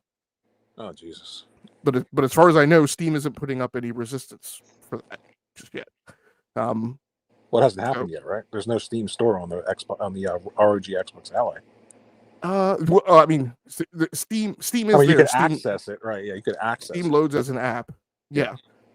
So I mean, so all you have to do is access the information, right? That app provides and do it through and I mean, this is part of my emphasis, right, of the whole Xbox ROG Ally thing. People keep running around saying, it's this new it's not a new operating system. It's just a front end on top of the guts, right? I mean, and literally Windows, between Windows 8, Windows 10, Windows 11, very much of what you've been presented is not a huge change in the operating system, not ubiquitously, but has just been a changing and a rearranging of the front end.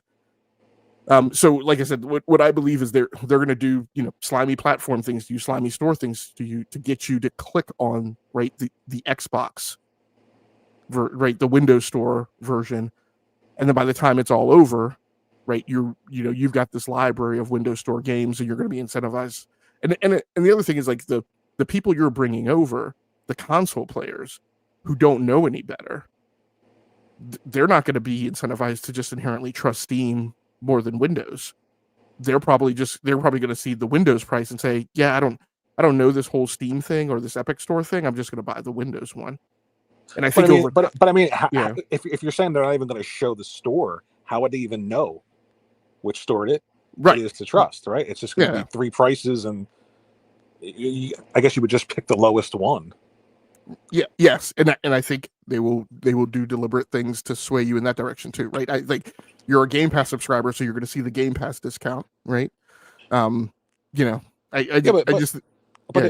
there's no Xbox, if Xbox hardware is really just dead, which it is, why would any developer create an Xbox version of a game? They would just create a PC version of the game and sell it through Steam. Why waste that money to create an Xbox version of a game if no one's buying it there? So they will no longer be creating Xbox versions of the game. One of the things that came out in the Moore's Law is dead thing is, a report that, when they were doing an outreach meeting, right, between the account managers at Xbox or Windows or whatever with game developers, one of the game developers asked, hey, are we going to get an SDK for this ROG Ally thing? And the response from Xbox/Microsoft was, there's no SDK, you're just making a PC game. So they won't be making an Xbox console version of the game. And my belief is this Xbox Magnus thing will just run PC versions of games. So essentially, it's a Steam box when they tried to do the Steam box. Yeah, exactly. Yeah, exactly. Yeah. Oh, Lord, that's definitely not for me. Yeah. And I think with this device though, with Magnus, I think it's, we talked about the diehards. I think for them, because you hear, at least with the conversation around the Xbox Ally X, a lot of people are touting its, how powerful it is for a handheld, and really like the Xbox integration and just like the flexibility, right, to be able to play, Steam games. Seeing people say, oh, I'm playing, my PlayStation games now on this device. I've got access to Xbox games. And I think that's going to be the same thing for the Magnus, right? It's going to be this thing that's powerful. It's not, I think, to your point, Logic, I think you've said this before, it's not going to be anything that's mass market. It's going to be for the enthusiasts. It's going to be priced much higher than, it's going to be priced higher than consoles. And then it's going to appeal to those individuals who want that flexibility and that Xbox ecosystem integration. Yeah, I mean, I think one perspective for us to consider is, we talk about how Nintendo took two user bases, right, and collapsed them. They had a handheld user base and they had a set-top box user base. and there was definitely overlap between them, but in some ways, like that Venn diagram overlay wasn't like ubiquitous. And so they took the people who were on the outside edges of that and just moved them all right to one center core and put them on Switch. And I think the thing to be considered is maybe like, is that what Xbox / Microsoft is doing, right? Are they taking their PC user base and their Xbox user base and trying to collapse them and move them all together? Now, the weird thing, right, is that when we talk about a PC user base, that's a PC user base where their commonality is the operating system. The trick is going to be to get the people who are on the operating system to now start consuming from the store. I think that's their optimal outcome, but I think part of where they're going is like, look, even if we can't get them consuming from the store, what we can't have is we can't have them defecting to the Steam operating system. Well, but if you're offering it to them, why wouldn't they? If it's so much better, and I don't know that it is because I don't play games on PCs, but every time I see people talking about Steam, it's high praise, huge high praise. There's a brand loyalty there that is, it's like Nintendo. There's a brand loyalty with Steam. Why in the world, would you offer that on your dedicated device while also trying to get people to buy things through your store? It baffles me. And I get what you said about maybe not telling people what the store is they're buying it from, but there's still those options there that would degrade your, not only, adoption of hardware, but the adoption of your store. No, I agree. And I think, to take a page from the Xbox fans book. Oh boy. The people who are hardcore on Steam, like there's a group on Steam who is exactly like the Xbox diehards that I talk about. Right. There are people on Steam who will not buy from any other place. Even if they buy from any other place, what they buy is the Steam, I don't even know what you call it. I don't know, Steam token or redemption key, right? They go to these discount warehouses, they go to these flea markets, they buy keys, but they're Steam keys. And so those are the people who hate the Epic Game Store. They hate Epic. They say, we're not buying from there. We hate exclusives to the Epic Game Store. Epic doesn't provide the same functionality, yada, yada, yada. And quite honestly, just to make a social comment on it, they're also very similar to the Xbox fan base in that they just don't get, and they can't grok, and they can't get their minds wrapped around the notion that like there's also a ton of consumers who don't give a shit about that extra functionality in Steam. Right? Who don't use the Steam friends the reality list. Versus social media. Yeah. So, but it's fine. They're more my brethren than a lot of the Xbox rabid fan bases. I let it go. So, but in those people, they're not going to move. And so the page that I'll take from the Xbox fan base is, I'm throwing up in my mouth a little bit when I say it. It's about the future, right? It's about the new gamers that you're going to onboard. And this is the world they're going to live in, right? The world they're going to live in is a world where they don't go to the Steam store, where they operate in the Xbox app. And that's where you hope to anchor yourself and secure yourself. And at the end of the day, too, I don't necessarily know that this is about huge growth, right? This is still a survival play. Yeah, I was going to say that. This is about trying to save Windows in that space. Yep. And I throw up in my mouth a little bit. This is also a common shtick worry that I do on the show, where I often better articulate the argument for the Xbox fan base than they do themselves. This is articulation and Xbox rabid fanboys do not go together. Right. Spelling the word articulate doesn't go together. This is not just about the survival of Windows, but if you almost want to say there's a philosophical look where what you're trying to save is Microsoft gaming, and that Microsoft gaming, which is this convergence of where they need to be anchored in Windows and where they need to be anchored in gaming, that which isn't a brand but is definitely a business value stream, is actually more important than Xbox. I just feel like all their problems would disappear if they would just go full third party, become one of the largest publishers of games everywhere, and just get out of hardware, because it's just not working. It hasn't worked since the 360 consistently. I mean, they're selling less now than they were during their worst generation, the Xbox One. How that translates into new customers for another piece of hardware, and then those new customers being funneled into the Windows Store versus the Steam Store, I don't see it. Yeah, I mean, so yeah, and it gets so muddy, right? Because there's kind of the fabric is a mosaic at this point, right? I don't think so that I don't think what they're trying to do is to widely get people onto a piece of hardware that is called Xbox. Like I think they are much more leveraging the Xbox brand name than really trying to make the Xbox brand name a big business center. I got you. That makes sense.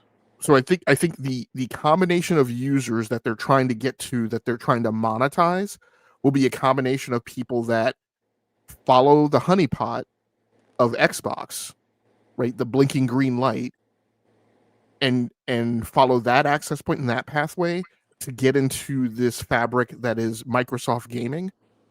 And then the other part of that consumer base will be new PC gamers coming into the space who will be utilizing this Xbox app, on either, pre-configured PCs or PCs that they build. They won't be Xboxes, but both of those paths, your tongue, they are Xboxes. yeah, that's it. Yeah. I think, well, and that goes back to what I said before, right? Which is that, like, you keep doing these kind of, not you, but Microsoft, you keep doing Xbox, you keep doing these idiotic marketing campaigns that only appeal to customers you've already acquired, right? Like you're constantly preaching to the same choir. It's kind of a joke, because what the Xbox fan base says about PlayStation is, well, they just keep selling consoles to the same people. Well, you guys keep just marketing to the same people.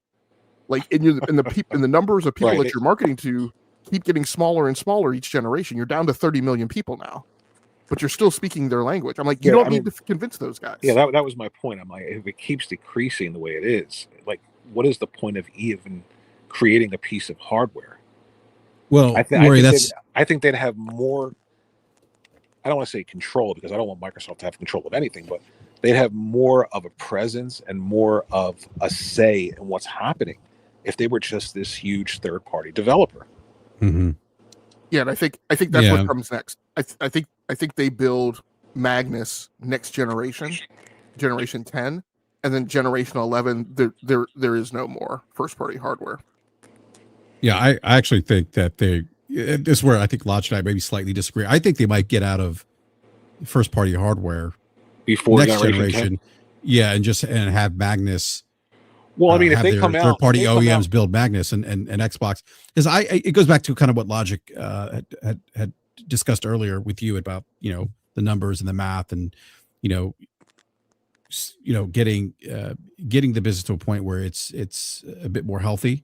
And I think, like, I forget what you said, Logic, something like, I don't think you used the word cutting dead weight, but I look at hardware for them as dead weight, and I think that the next generation, I think they're going to get out of, and I think they're going to rely on their third party, which makes sense, relationships to make Magnus, to make the hardware for them. There's no risk for them. There's no, they don't have to invest a ton of money. They don't have to worry about logistics and shipping and all that, manufacturing. That's all cost. They get rid of all that cost. Well, I think, and I think where I don't want to necessarily push back, but I think the point where you and I differ is it's pushback. the investment profile is very, very, very skinny, right? Yeah. At this point, like, it's very small. They're not. It's not a go to market like they've gone with consoles. It's not mounting up billions of dollars, right, to field a new console. It's very skinny. We hear the scuttlebutt, right, from between AMD and Microsoft. I don't know that it's real, but what we're hearing is that the Microsoft quote unquote engineers are expecting AMD to do most of the heavy lifting. And I don't think there's going to be a huge support footprint for it, because it's basically going to be a PC. So I don't think it's vastly different from what they're doing now. and I think from a hardware perspective, again, they're going to expect AMD, right? And I mean, and the reason you do this is because this is the intermediate step, right? This is the thing that allows you to, right? This is the life raft that you put your current rabidly loyal consumer base that spends a shit ton of money, right? This is the life raft you put them on, so you can, they're in the airplane, they don't know that they're dead, right, when they land on the island. But like, this is the life raft for people who great show, by the way. Great show.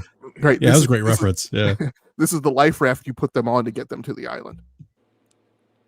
Now I got to go back and watch Lost. God damn it! I know. Well, Logic. I think that the other thing too, this kind of tracks with what you've said here on the show about the business becoming more of a boutique business, right? Oh yeah, absolutely. I mean, this is the Microsoft Surface play. Yeah. Do they make Surface anymore? They still do. I heard on a podcast this week. I can't remember if it was Kind of Funny Games Daily, but they actually, I don't think it was a strong recommendation, but one of the product name pitches that I actually heard was they were like, they should call it Xbox Surface. Which again, I'm not approving that, but I'm just saying I think there are other people who have the mind right set that like the business model, the Gen 10 business model, right, is to run Xbox hardware as kind of a Surface-like boutique business. Again, you're not expecting big numbers. You're just trying to retain mind share, because that's your centerpiece, right? On the dining room table. That's the thing and then Gen 11, you will be just a big third-party publisher. But again, you'll have ferried some people across, the river Styx, that you retain and kind of, plant the seed for you to flower, and capture this user base on PC. Good discussion. Why is there dead air? Why is no one talking? I'm nervous. I'm reading the chat. Are we getting roasted in the chat? It's been a while, no. So I'm sure people. No. I want to go to you, Logic. We briefly touched upon the marketing of Xbox, right? And there's been a big marketing campaign. This is an Xbox. I think someone was wearing a T-shirt. She was wearing a T-shirt, said this is an Xbox, and I'm like, that's interesting that you're wearing a T-shirt. Calling herself an Xbox, a T-shirt. Yes, yeah, T-shirt, yeah. All right. Yeah. So I was like, can I? Never mind. I'm not gonna say that. But yeah. What do you? I'll ask you the question too. What does the panel think about the current marketing right now? Everything's an Xbox. It's ridiculous. They were on Good. I think was it Good Morning America. I think. Did you watch that? By the way, did you watch that? I did watch it. And, I mean, first off, Sarah Bond does not scream gamer to me, but she literally said you could play your Xbox games and take them anywhere with you, and you can't do that. Well, that is the line they're blurring right now, There's right? a semantic argument there. Yeah. Right. Nobody buying this is going to say, "Oh, she must have meant that you could stream them over the internet to this device." People are looking at this and probably saying to themselves, "This is an Xbox handheld, and the games I have in my queue, my digital games on my Xbox Series X, are just going to show up there," and that's not going to happen. This is the problem I have with this. Like just say what it is. Just say this is an ROG Xbox Ally. We partnered with the company. It's a PC handheld. Some of your games, I think 59, there are like 58 or 59 Play Anywhere titles. Those will work natively on the device. Everything else won't. Why is it not okay to say that? Yeah, I don't disagree, Warrior. Like I don't think the marketing is great. I mean, this to me is like classic It's Xbox horrible. Kicking themselves in the nuts again. Doing or saying something that like the rest of us, like, okay, like we're smart enough to understand, like, no, that's not true. Logic. I don't know if you felt like they were insulting your intelligence. I think maybe you said something that. Yeah. I've said that. Look, I pre-ordered the new 14-inch M5 MacBook Pro today. Right. That's an Xbox. How much is that thing? It didn't run me that bad because they're expensive, man. I'm getting like a $600 kickback for a trade-in. But Logic, that's an Xbox, though. Logic. Yeah, and so like if you say that to like an Apple user, obviously like common sense should tell you that that's offensive. Like, and if you go to that Twitter thread where they're trying to run with that, there's just tons of comments coming back that like of people who are, you know, who may be accessing Xbox content but on more expensive devices, who are kind of derisive of Xbox as a hardware solution, and are basically conveying the thing that I'm saying, that like that's you're actually insulting me. Like, and again, my analog is like when you pull down the Amazon Prime Video app, Amazon doesn't tell you, you know, hey, your thing is a Fire Stick now, right? And my problem, you know, going back to kind of what you guys said with the, and I've mentioned this, I've talked about this for Xbox since 2023 in particular. The problem with this advertising campaign is it talks to people like they're stupid. Like there's a lack of transparency, and they don't talk about the caveats, and they don't walk the dog on like what you can do and what you can't do with this device when they're doing all the slick marketing stuff, because they're trying to blow by it. You mean slimy things? Yeah, they're trying to talk to you as if like you just don't. for games. Please don't take it as a sign that everything's coming. They're trying to talk to you as if like you're not intelligent enough to like, and like look, and this is my problem too. There is a sensible, logical, smart thing that they're trying to do, which is they're trying to, from a technology perspective, skate towards a future where you access gaming content and what hardware you access it on doesn't matter. And so in that future state, there's really no need for them to differentiate by labels, console, PC, phone, right? Remember, BRAP, like I've been talking about this for years, right? I went back to the interview in October 2023 where I broke down what Phil Spencer had said. I can't remember what podcast he was on, and I talked about how, look, one of Phil's philosophies is that we want communities of gamers who can play on a wide array of hardware and where no one feels like they're a second-class citizen, right? That I want a world where like the PC gamer who's on an RTX 5000 series card doesn't lord himself over the person accessing it via phone as if he's an elite and the person on the phone is a pauper. Right, but you have to go through their door. Yes. To play that stuff. Yeah. So and remember, it's not about this future where everybody feels great. It's about walk through our door before you get to the party. And once you're inside, do whatever you want. But we're going to force you to walk through our door. Yes. So BRAP has recalled many years of conversations. Remember, BRAP, where I said Microsoft's intention, their strategy, and I strung all these interviews together between Phil Spencer and Sarah Bond to put together what they were saying. Microsoft's intention is to interdict themselves in a place where, for a large part of the gaming base, you have to go through Microsoft to get to your games. They want to be that door, and they want to be that window. They want to control that choke point. And you know, the good thing for gamers is that like once you're there, you're all equal. And so for them, that makes sense. And so and there's a business sense and strategy and voice tracking where, yeah, if you're trying to do that, you do want to start kind of diminishing the importance that in the weight and the credence that people give to that hardware. Right, but if you want to diminish the importance of your hardware, go right ahead. The problem is they seem to think that every single company in this industry should do exactly what they're doing.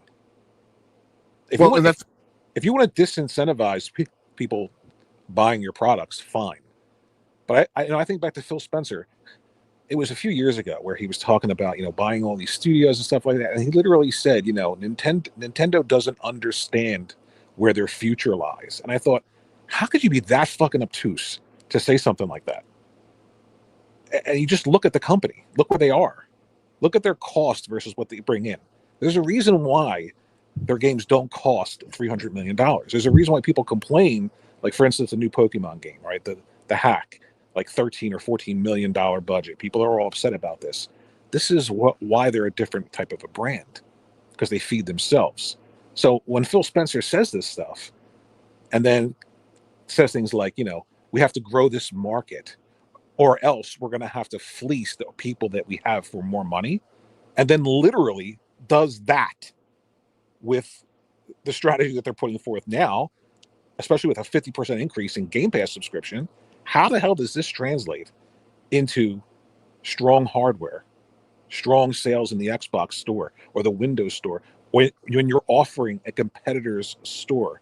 And I don't really think Steam is going to be okay with, not advertising that you're buying things in their store, because it happens right now on PC. Why would it be different because there's a sticker on this device that says Xbox that is even manufactured by Microsoft?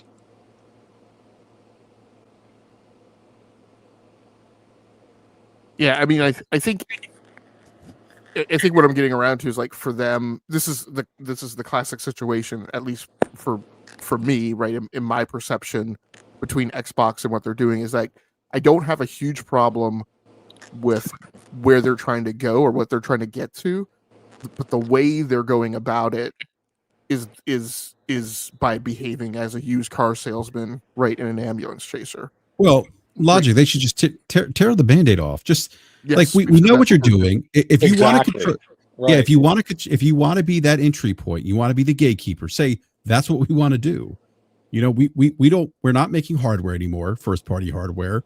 We're going to have third party vendors make hardware for us. Our games are going to be everywhere. We're going to behave. I think not behave like they're already behaving like a third party publisher. We're a third party publisher. We have these different access points. We're going to be everywhere. That's what we're doing.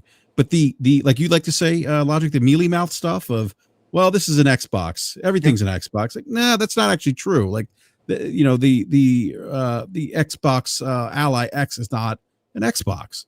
It's a Xbox adjacent device.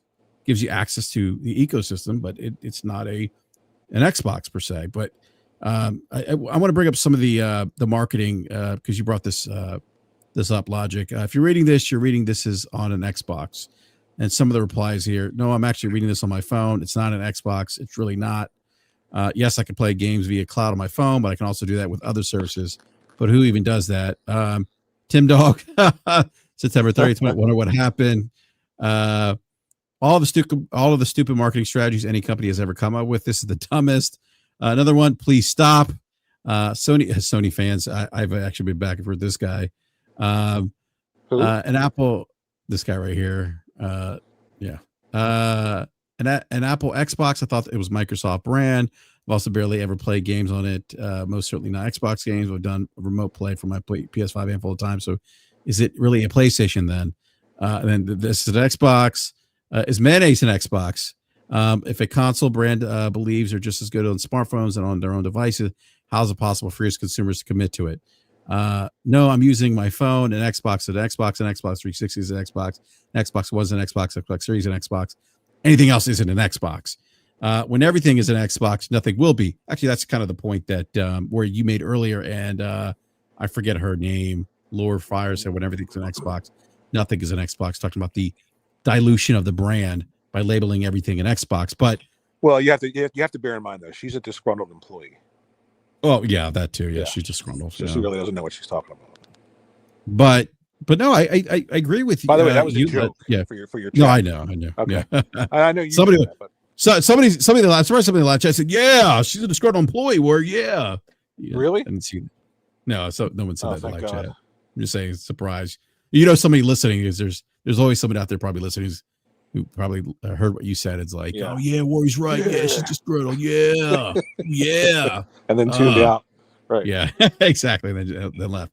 No, but just be transparent about what you're doing. And it's okay saying like, hey, yeah, the ROG Ally X is not really an Xbox. It's a partnership we have as we expand Xbox beyond traditional console to the PC into the PC space where we live and breathe as Microsoft. What was the console? And I forget when and what it was. But they were allowing third parties to create versions of it. The 3DO? Was it the 3DO? Yeah. And the Philips CDI. Yeah. And it just completely tanked. Now, of course, these companies didn't have $3 trillion behind them. I get that. But I just don't think that... How do I say this again? primarily people are incredibly stupid. And I don't think that people are going to buy this. I don't think people are buying that this is an Xbox.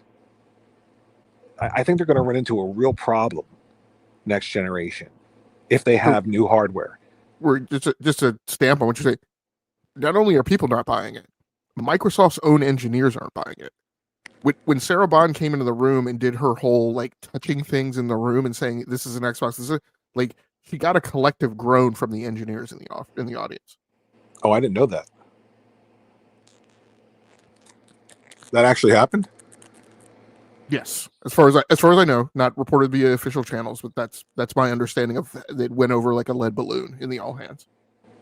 Jesus. Oh, wow. Oh man. That's not good. Well, I mean, and again, I mean, I know some of the Xbox faithful will understand this, but with the marketing is everything is an Xbox, and the question is then what is an Xbox, right? Everything. Like, well, you know, I mean, where we so are today. So we lose that distinct identity with the brand. Yeah, I'm sorry. Go ahead. Xbox is an app. Yeah, I guess so. That's fair. An app can front load onto anything, right? And as soon as the app front loads onto the device, right? Great point. Yeah, just not for me. That's not for me. But what I'm saying is that by doing that, the brand loses its distinct identity, right? And so we talk about that dilution. The brand being diluted. I mean, they don't believe that exclusives have value, but then they're taking the other things that they say have value and devaluing them. You've already devalued exclusives; they don't count. But now you're taking all of the things that you said do count, and you're devaluing those as well. So what's left of value for somebody who isn't fanatical and tied to this because of their YouTube stardom? What is going to grow this hardware? Well, what they've convinced themselves of, and what they are giving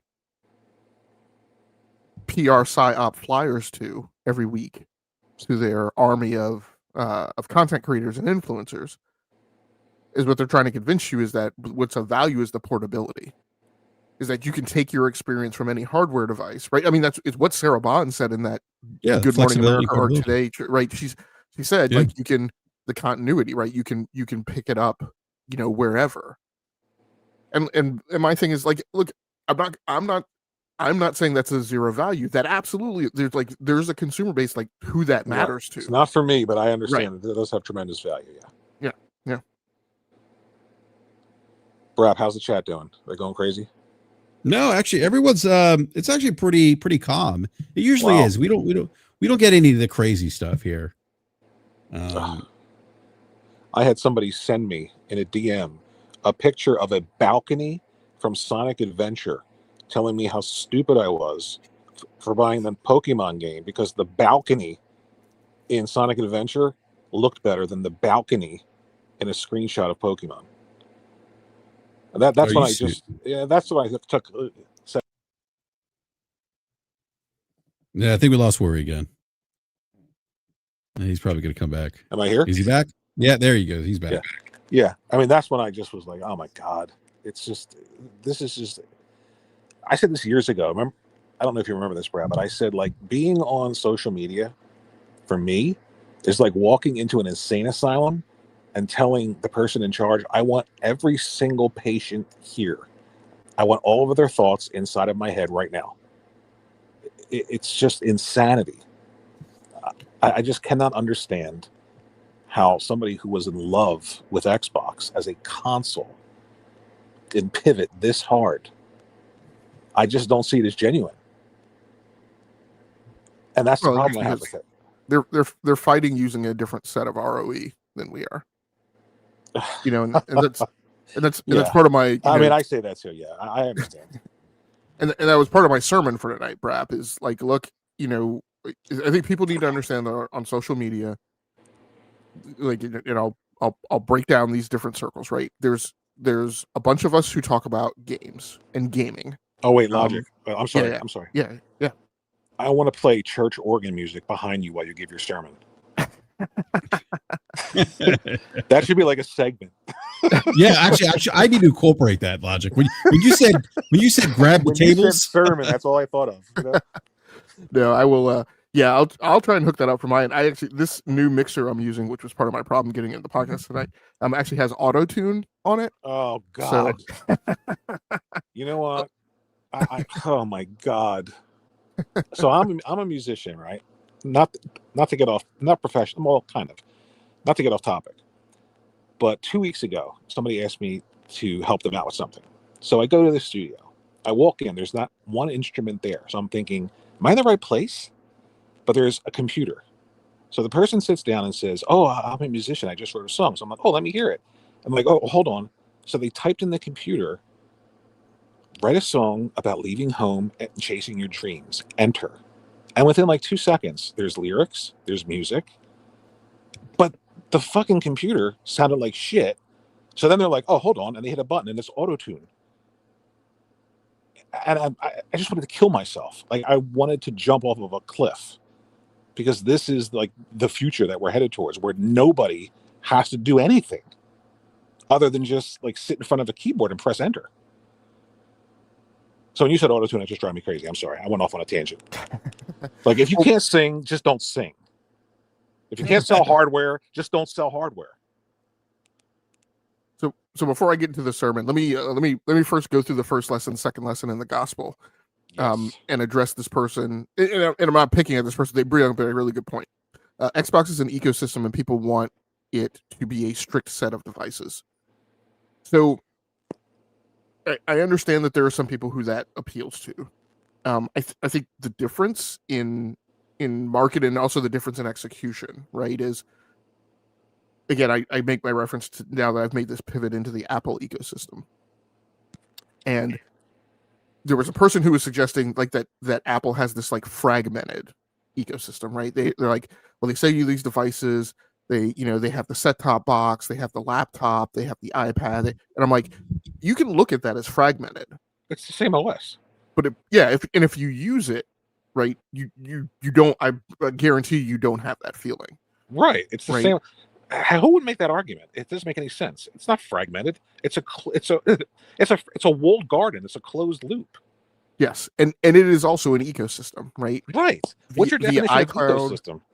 The iCloud continuity, right? And continuity has multiple features and functions, right, within the ecosystem. Right. In the way you move your pictures around and your content, and you access Apple Music and Apple TV, and I'm like, that go to market and that execution allows Apple to sell you hardware.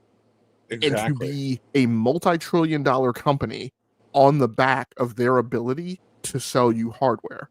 The difference is that their ecosystem, right, their access points to the ecosystem are tightly coupled in ways that you still need to go through them and through their hardware, and so their hardware is not devalued. They're the destination point. Yes. Yeah. Which is why I keep hearing this, Xbox is an ecosystem now. So is PlayStation. PlayStation has an ecosystem. Nintendo has an ecosystem. And Apple, you just said they have an ecosystem. I feel like there's this like catch-all to defend whatever Microsoft's doing. Like, just because it's an ecosystem doesn't mean that you just shit on your hardware. And on top of that, worry, going back to what you were saying and I've been saying and Mag has been saying about the digital storefront, right? Who? Mag, middle-aged gamer guy. Oh, okay. I know who you're talking about. Yeah. If that's great, it's an ecosystem. But if people, and I'm sorry, BRAP, I'm hoping I'm not getting you demonetized tonight. But if people don't give a shit about the access points to your ecosystem and therefore don't come through your digital store and are very tepid in their participation in your ecosystem, it's great to say that it's an ecosystem, but when you have this, as you're transitioning to PC now, which is going to be a different warfront, right? You have this rabid user base that, yes, yea, verily spends like to the nines, right, to participate. But then you run across a spectrum of people who like buy one game from you every 5 years. Like your ARPU already as it is now is sub $50. What is your ARPU going to become like when you unbuckle yourself from hardware and shift to PC? Like, maybe it won't matter. Maybe it's that, as much as I deny it, and I constantly tell people this whole thing of like, we'll make it up in volume. That has been a faux pas in business, like you never really make it up on volume, right? Like at the end of the day, you need to make a good enough product in order for you to charge a price to people that allows you to be profitable. The making it up on volume is where you can lose money to anchor yourself in market share, and then you can turn the tables, right, and start charging people more and become profitable. So like maybe it won't matter because you're gonna make so much money and you're gonna actually make more than the $24.5 billion, and your costs are actually less as you close down all these studios. Maybe. I don't necessarily entirely see how that's gonna happen. I see where it might happen, but it's still a risky play, right? But my point is that it's fine for you to say that it's an ecosystem, but if people don't give a crap about like today, when you say it's an ecosystem and people have that hardware, they have, let's just pick, hand wavy numbers. They have like 9 different points of access or participation paths right into that ecosystem. When your brand becomes so diluted that your average consumer has 1 point of participation or 2 points of participation, I don't know that your ecosystem matters. That's the challenge you've got to surmount. But especially when your ecosystem is on rival platforms, right? And that's what, and so like, and that's and again, this goes back to like my issue with the marketing. Everything's an Xbox. Then it's like you don't need an Xbox. You don't. I mean, if you want to wait, you can access those games on PlayStation right now. Well, and Brad, that brings us full circle back to where you're moving to a future where for a lot of people, your only access point is going to be the game. And it gets us right back around to what you need to do is you need to focus on making great games, because that is very soon to become the only value add that people see and will participate in. And if your games aren't great, right, that just leaves more to question of how you're driving your business. Well, and that goes back to kind of the messaging for me. Everything's an Xbox, right? Okay, so what's the Xbox experience? Is that Game Pass? Is that access to Game Pass? Is that, I don't know, controller support? Is that the Xbox app on PC, a ROG Ally, or a Windows handheld? Is my PlayStation Xbox now because there's Xbox content there? I think to your point, like it's got to be more than just. And I'm not saying like that flexibility of having access to your content across devices isn't appealing to some, but I think to your point, Logic, at least, well, maybe, I think it does go back to games, right? Like I look at it like this: where can I like this game? Where can I go play that game? Right. And that's how I view which ecosystem I'm going to participate in as a consumer, right? If I can only get this gaming in Steam, I'm going to go to Steam and buy that game, right? If I can experience this on Nintendo, I'm going to go to Nintendo, Xbox, PlayStation, whatever the case, right? So and we already talked about the Xbox 360. One of the great things about the 360 is that while it did all these other things, it did a lot of things well. We remember Netflix, the digital storefront, but it also, a lot of people went to the Xbox 360 because of the software, because of games like Mass Effect, Halo, Gears. What's the other one I'm thinking of? The other third-party exclusives they had at the time, right? I mean, it was a destination to go play those games because you couldn't play them anywhere else, and not just because you couldn't play those games anywhere else, but those games were of significant quality, right? There were games that like resonated with the community, resonated with the industry, resonated with critics, moved the needle for the platform. And I think that's what's been missing for them for probably since the 360. I'm sorry, go ahead, Logic. Well, this is where there's the memory leak in the code, right? Right. This is the weak point possibly in the strategy. Is that this statement, and again, I'm not picking on Farah, right? They're just bringing up a good point. On hardware, you've said you don't need hardware, right? Now we're in this world where if everything is an Xbox, then nothing is an Xbox, and it doesn't matter. I think the risk they're running in this strategy is if your assertion is that you have a bajillion different ways to participate in our ecosystem, then it becomes so diluted that there is no ecosystem. You know, the statement that Xbox is an ecosystem, like let's see where that's untethering itself. Part of the ecosystem used to be hardware. That's on the decline. Part of the ecosystem used to be the digital storefront. I've proposed a way where there's a way for them to go at that, where there's a way for them to gain a win, but it's an uphill battle, right? The digital storefront MPC, right, that most people think of is Steam. So if you don't, Steam is synonymous with PC gaming. I mean, like, how do you get around that? I know you laid out the case how you can, but I think that's an uphill battle. It's not as easy as some. Yeah, go ahead. Yeah, no, that's the exact point. Like, you know, I mean, first of all, on PC, like, again, your ecosystem, or what an Xbox is now, right, is really an app, and what you're relying on is that people are going to go through that app. But because of the definition of Windows and what a PC is, you also have to give people a way to not use that app and to operate around it. And quite frankly, I have spent decades using Windows and using it in the way that Microsoft has not intended me to use it. Right? Like disabling things, not using things, you know, working around, you know, even if you go back to Windows 8, right, where there was an incentive to crowbar you into using the full screen app experience, right, or actually the full screen start page experience, right, and you know, we all figured out a way to configure around that thing and not use it that way. So yeah, it's going to be an uphill battle. Even when I look at, you know, a part of the ecosystem, I would argue maybe their most effective way for engaging in the ecosystem was the Xbox controller, because for a moment in time that kind of became the default controller for PC users. I think we're seeing that moment in time pass.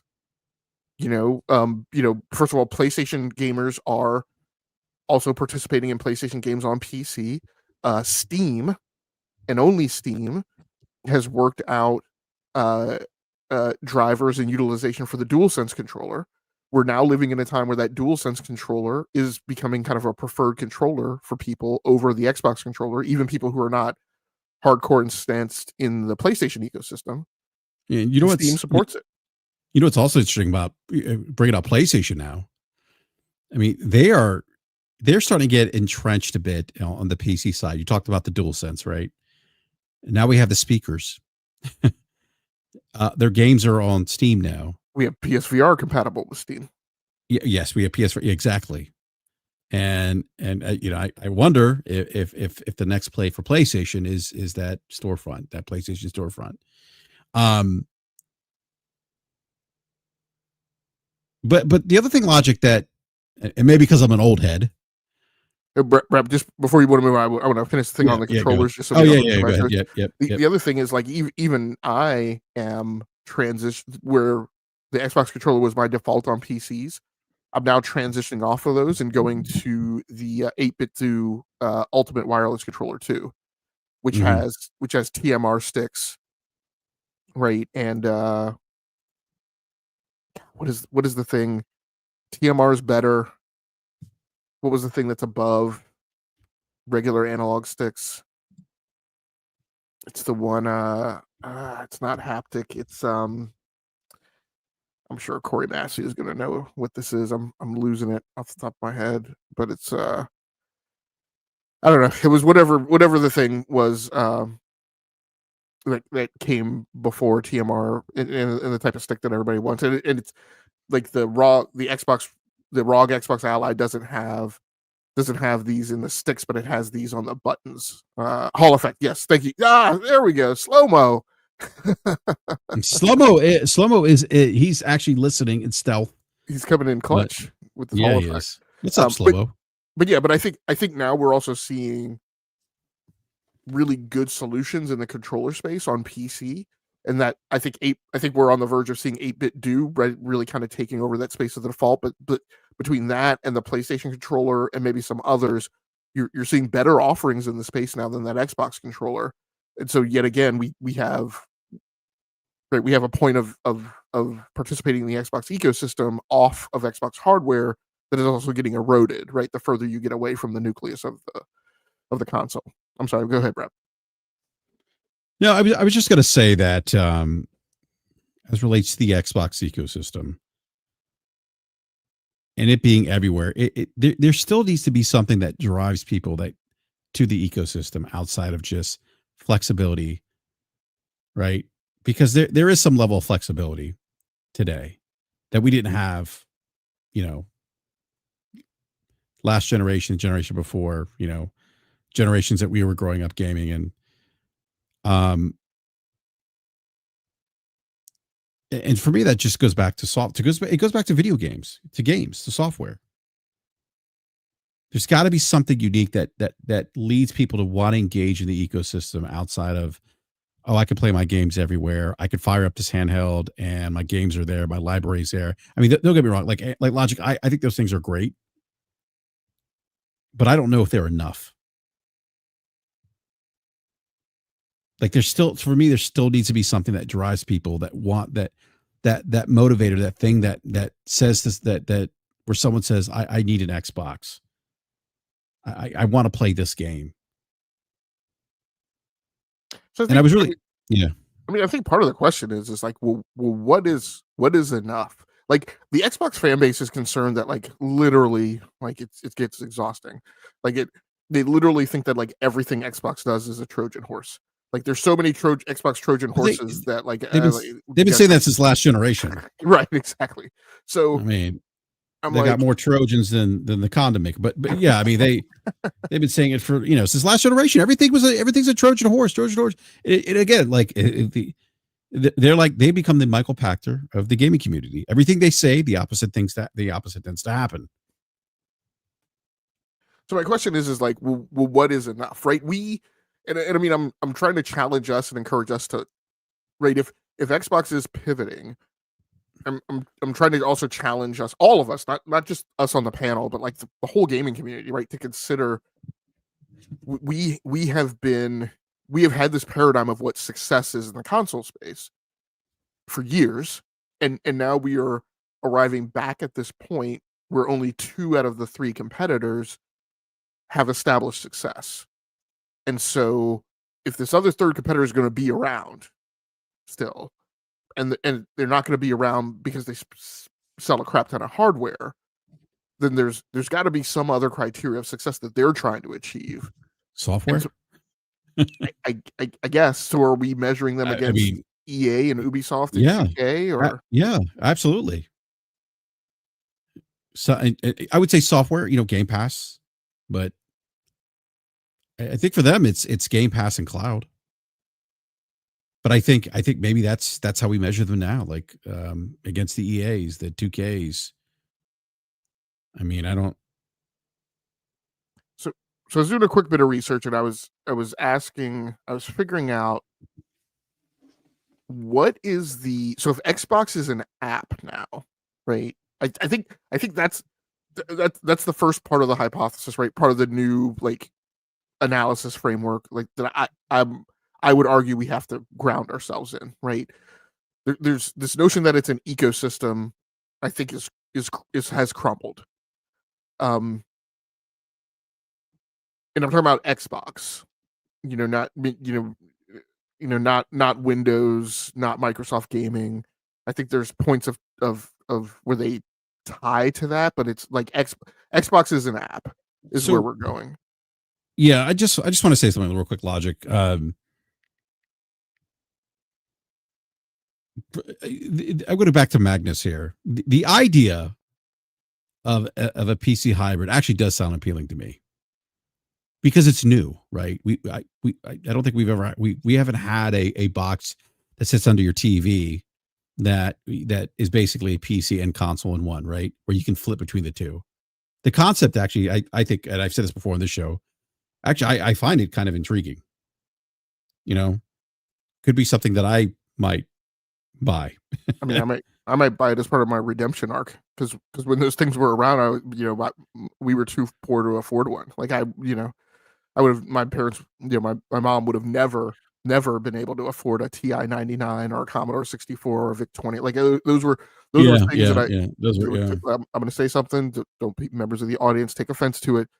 That like those were things that I only ever saw when I went over to white kids' house. Right? Like they were these unicorns. They were these like mythical beasts that I thought didn't exist or only lived like in the Radio Shack where I used to look in the window. Yeah. So, no, I might just buy one as part of like my revenge arc, right? Of saying, okay, well now I can afford these things as an adult. No, but I do think that's it. Like Magnus is intriguing. Like that intrigues me. I think it's an interesting idea. I think it's innovative in the sense that it helps distinguish it helps to distinguish them from the other two, right? Nintendo and PlayStation. They're doing something different. I think on their front, it makes sense. Hey, we're not gonna, Phil said it, we're not gonna out console Nintendo and PlayStation. So what do we do now, right?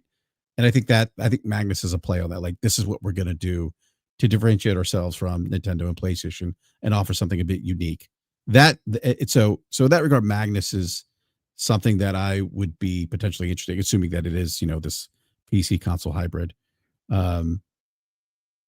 So, but go ahead. Well, I'm going to try and walk you away from that, right? So Magnus is an intermediate step, right? It's not going to be around forever. So one of the things that I was looking up was, what is the most portable app that is an access point and front to getting you into a service-based business, and of those, what drive the highest revenue? That's consumer facing. And so today, because we always do this thing where we, not us, but like we always do this thing where we compare, like where we look at Xbox and we say, well, they're trying to be the Netflix of gaming. So if we want to like look at where Xbox is trying to go, let's look at Netflix. But actually, the consumer facing businesses whose access to you as a consumer are predominantly through an app that is portable across multiple operating systems and drives the highest revenue, right, in service-based businesses are Uber, DoorDash, and Airbnb. And then after that, you go to the streaming apps, and then after that, you get to the dating apps. Maybe we need to start thinking of Xbox as a dating app. So. Yeah, please do not send nudes to people you're trying to date. Let's not do that. So now that's what I'm starting to think. So now I'm starting to think, okay, how is Xbox sustainable? How is it viable? When you talk about it's not enough, and I started to ask, well, what are the metrics? What are the objectives? What is the presence behind what is enough? When enough for Xbox today is no longer consoles, games sold on the console, you consuming subscriptions from the console. Because right, even like a part of their success has been built on people subscribing and signing up to Game Pass, continuing to consume from Game Pass, staying in Game Pass because they bought the console. But now we're about getting ready to flip right into a new code switch where that's no longer right the point of success for them to leverage and platform off of. So how does Xbox become Uber, DoorDash, and Airbnb in a way that keeps them viable in the gaming space and allows them to achieve success that is different from the metrics of EA, Ubisoft, and 2K?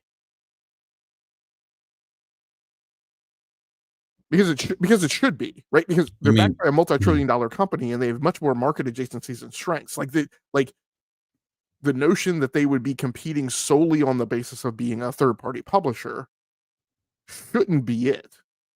That to me would be a failure, right? In terms of running that business division out of the larger enterprise company that backs them, right?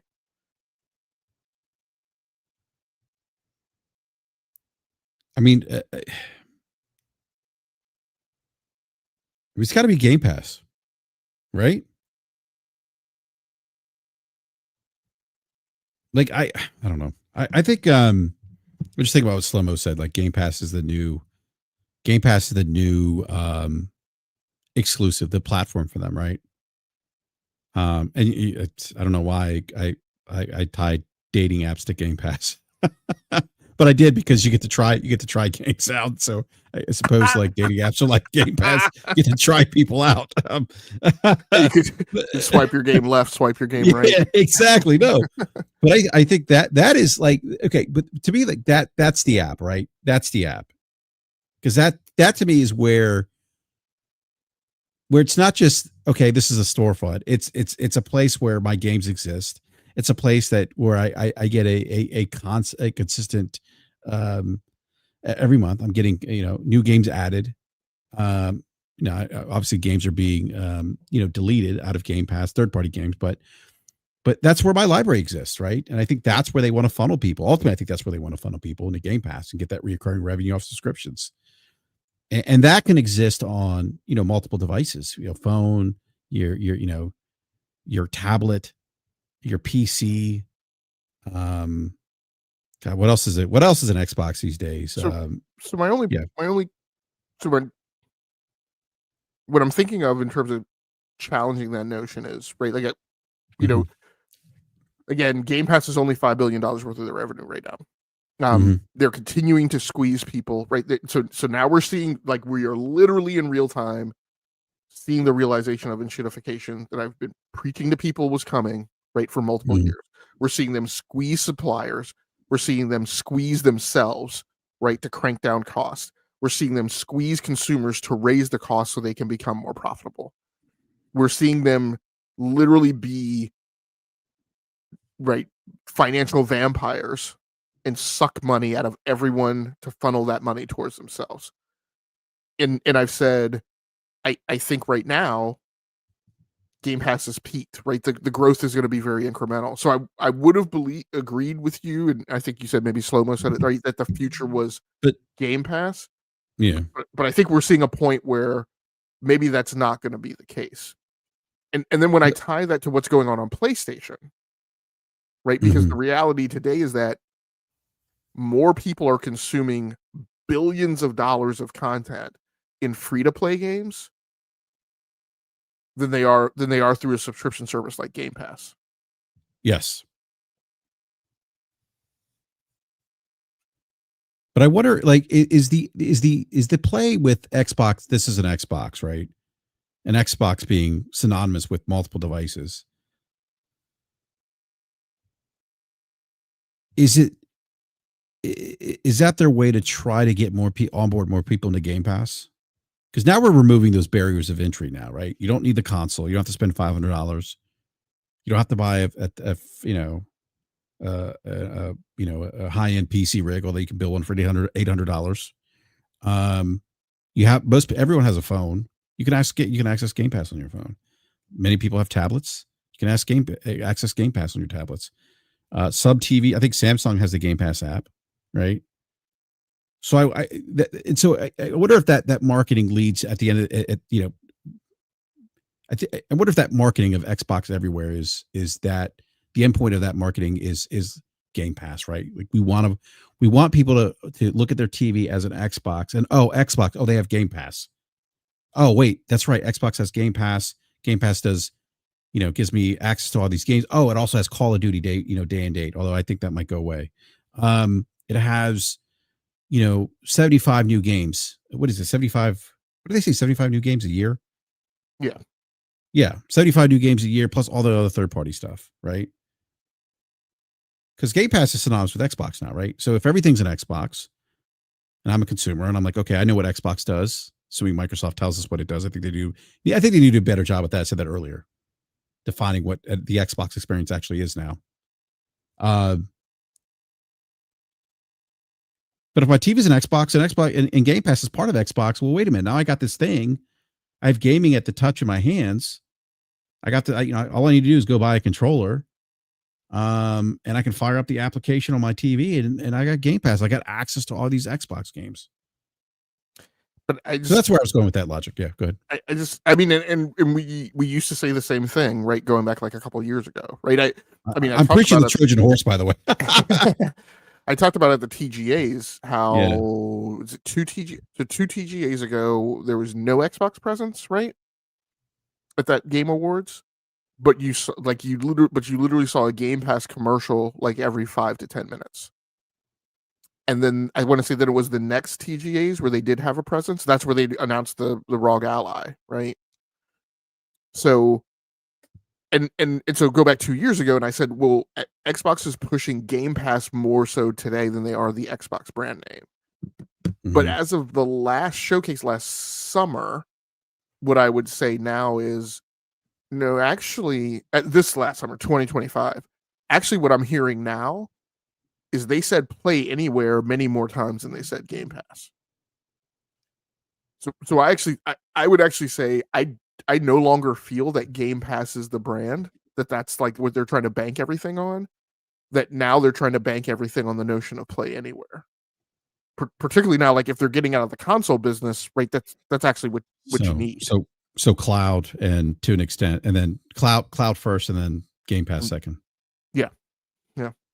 Well, Play Anywhere first, right? In terms of which kind of really what they're really trying to get to is is it what is it that gives you an entitlement to a title when you buy it on one cross buy, right? What's really behind that is they're trying to push everybody to cross buy, and I actually think that where they'll actually be more aggressive, like once they push cross buy. Well, no, never mind. I won't say that because I don't know how that'll work. On their own platform, they're trying to push the notion of cross buy, and where they're eventually going to where they're PC only and not console. They want that cross buy to enable you to have access to it on PC, and also for you to have access to it via Xbox Cloud Gaming. So, and I think you've mentioned, and I agree with you, that eventually what we should see, and I think we've seen evidence of that's where they're going to head. Eventually, we should see a decoupling of Xbox Cloud Gaming from Game Pass. Yeah, no, I think so. Yeah. No, So you think it's Xbox Play Anywhere? That's just based on recent marketing, Game Pass being secondary. Yeah, and the Play Anywhere, you're right. It's not cloud. I said cloud, but it's that entitlement. It's the like crossplay when they roll that out last generation. I don't think they called it Xbox Play Anywhere at the time, though, did they? They called it something else. Yeah. Well, I mean, there's been cross buy and smart buy. Maybe it was. I think it was smart buy. Okay. Yeah. Yeah, I don't know. It's going to be interesting to see. We talk about this offline quite a bit, or more recently, I think. It's going to be interesting to see if they stick the landing on this. Like I think you said, like execute. I think you may have compared them to the Google of gaming at one point.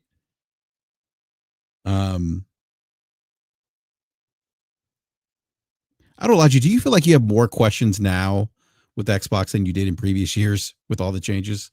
Or do you feel like you have an idea of where they're heading? Well, and this is the crux of the point too, right? Yes, there are more questions, but sort of, right?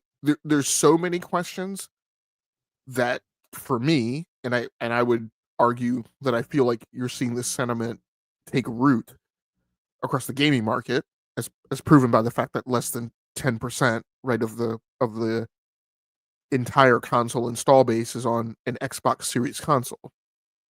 I think what you're seeing is there's enough questions that I don't want to be bothered. Right? If like literally, if I've had to sit here for almost 3 hours, and it hasn't just been these 3 hours, like a lot of these theories and hypotheses and all this, like these have been gathered right over time outside of this podcast. If I have to expend this much effort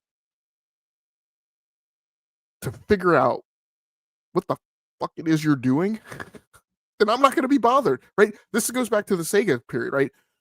I rabbited it off of the Sega Saturn because things got sketchy about what the hell was going on. And I was like, no, time out. Yes, I've been a lifelong Sega customer, but yeah, we're not doing this. Like when you figure your stuff out, then I'll come back. But right now, I'm taking the Saturn down to software, etc., Babbage's, right? And trading it in and buying a PlayStation. And I'll be back. And when they came out with the Dreamcast, I came back. But then right, then they pulled the full trigger and I traded my Dreamcast in for an Xbox. So my thing is like, look, if you're telling everybody that Xbox is an app, then I'm not incentivized to be bothered. This statement of, Xbox is an ecosystem, it's not tied to hardware anymore. I'm like, oh, okay, then I'll see you when I see you, kind of thing. And for me, we had this talk last week where I talked about this model where the relationship between Xbox and content creators, influencers, like the dangerous part of the loop is when it goes from being transactional to contractual. Contractual being like a long-term like that whole notion of Xbox as an ecosystem that only works when your relationship with the ecosystem becomes contractual. It's not just transactional. Where we are right now is like my relationship with Xbox is transactional. When you show up with a good game, I'll go buy that game. Right? But other than that, I don't have a recurring thing. Like the Xbox app on my phone is absolutely useless now. I'll go in and check out the PlayStation app. I'll go in and look at the Nintendo app. Mm-hmm.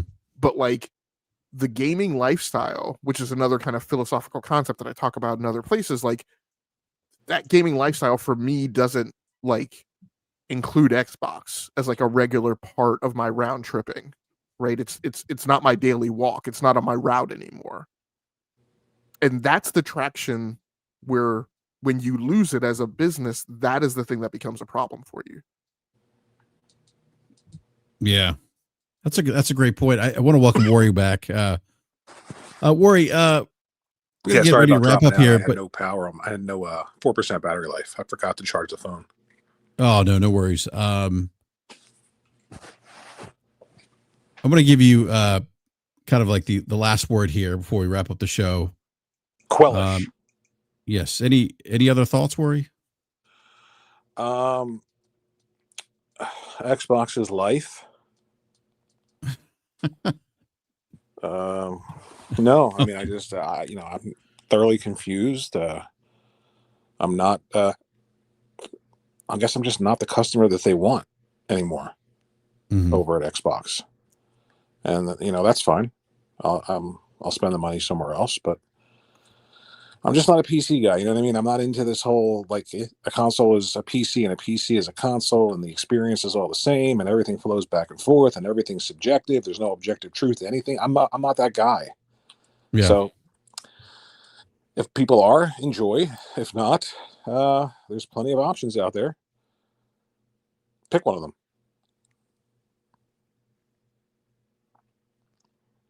Hello? Yeah, no, that's a great point. That's a great point. And I hate influencing. I hate influencers. I'm not a fan of any of this at all. Yeah. You remember what it was like before all this, it was just, it was just much, the word's cleaner. It was much cleaner. You know what I mean? It feels like you have to get filthy to be part of this, this social gaming thing. And just rubs me the wrong way. That's all. And I don't know who's buying another Xbox. I really don't. I just honestly would love to know what's going on internally at Microsoft. And I hear rumblings. I talk to some people, not a lot. And it sounds like there are a lot of people that are just not on board with a lot of these decisions. I don't even think the people that are in charge, like Phil Spencer and all those people, I think they're just figureheads at this point. I don't think they're calling the shots at all. Yeah, that wouldn't surprise me. That wouldn't surprise me. Wouldn't surprise me if Phil's gone end of the year. And then he'll be a disgruntled employee. I can't wait for the tell-all book that Phil Spencer writes when he leaves. Can you imagine he writes a book talking about how the horrible decisions that he was forced to make, and he was I didn't. That wasn't my idea. Against, like putting exclusives on PlayStation, and I can't wait for those people to be like, "Oh, Phil's a disgruntled employee." Yeah. I always thought it was weird, Worry. Looking back now, 10 plus years ago when we were young playing video. What? When we were young. Yeah, we were. Yeah, 10 years. Yeah, we were young when we were actually playing video games with Phil Spencer, and I'm like, I look back at it, and I'm like, yeah, why is the head of Xbox playing video games with us? Like, shouldn't he be doing something else? Like, I don't know. I mean, I've never been a huge YouTuber. I've never been a big podcaster. I have no subscribers, and it was an odd night. You know, it was a really odd night. I think Southbound set that all up though, if I remember correctly, didn't he? Yeah, that was Southbound. Yeah. South. Yeah. Yeah. And I actually did Southbound. I had a Southbound sighting recently on X. Surprisingly enough, yeah. You know what I just noticed? With Game Logic. Your picture is a bald-headed guy with a long beard. Yeah, I was telling the chat before. This is Jason Ronald, head of Xbox platform and devices. Yeah, where really one nice of my guy. shticks is every week I show up with a different profile pic of a. Oh, there you go. I was afraid to ask you why you have that picture. Yeah, because that's the topic du jour, right? This is an Xbox, and this is the guy who's the head of that whole push. Oh, okay. I thought that was he's head of marketing. Is that correct? Oh, not marketing. He's actually the program director for that team. So he's the person who has to execute Sarah Bond's marketing schmeal that everything is an Xbox. Everything. He's also been the principal. He's the principal architect behind the what I refer to as the Harmony UI of this simplified UI of Xbox that is Xbox big screen mode. I have no idea what that is. That's something that comes with the ROG Ally, right? Yes. Yeah. Okay. That's it. Yeah. Is it like Steam big picture mode? It is exactly that, and that's why I deliberately call it that, because I'm tired of people acting like it's some revolutionary innovation. It is. Right. No, it's not. A copy Steam, of Steam big picture mode, and that is exactly what they are trying to do, because that's the demon they're trying to fight. But Jesus. But Steam does have its own handheld device. It's a Steam Deck made by Steam. Yeah. For Steam. Yeah. All right, I'm going to go ahead and wrap up with the show. Want to give a shout out to everyone in the live chat, by the way. Go ahead. Yeah, I want to, because you just brought up another question. Now, I won't try and answer the question, but I'll just throw the question out. So that's an interesting thing, I think, for people to think about, is that Steam tried to go to market with SteamOS before by leaning on third-party vendors, right? iBuyPower, CyberPower PC, right? And that didn't work for them. And so what they found was that, hey, if we're going to do this again, we need to do it ourselves. And so it's interesting that Xbox is thinking potentially that they're going to do the opposite, that having been in hardware as a first party has not worked for them. And so that they're going to go to market trying to continue to push that by following the strategy that Steam found to have failed for them. But they're leaning on OEM manufacturers. Right. Yeah. Whereas Steam eventually made their own hardware. Yes, and yes, and so that's a slight different. Well, Steam was leaning on both third-party OEMs as well as system configurators. So they were doing a mix of both, whereas Xbox is trying it mainly with, at least to start with third-party OEMs. It would be interesting if they are going to try and go down this path of like where you can quote unquote build your own Xbox, if they try and also get, again, those same other participants that Steam tried to appeal to before, CyberPower PC, iBuyPower, if they try and get them to also do these DIY configurations of an Xbox. Maybe like a $2,000 configuration for the next Xbox. Maybe. All right, BRAP, I'll shut up. Yeah, I don't think it's going to be $2,000, but I definitely think it's, Well, if there's all different configurations, it's going to be skating that price points. Yeah, I think it's going to be. This is why a couple weeks ago I brought up the Asus ROG. That's I could actually see them doing something like, here's the quote unquote console experience spec that's like $800. You know what I mean? Here's the God tier spec that's like $1,500-$1,600.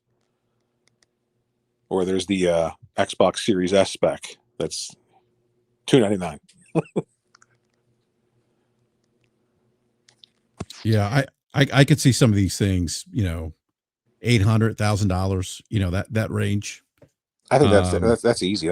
That's definitely going to be the price. Maybe a little bit more. Yeah, maybe a little bit more.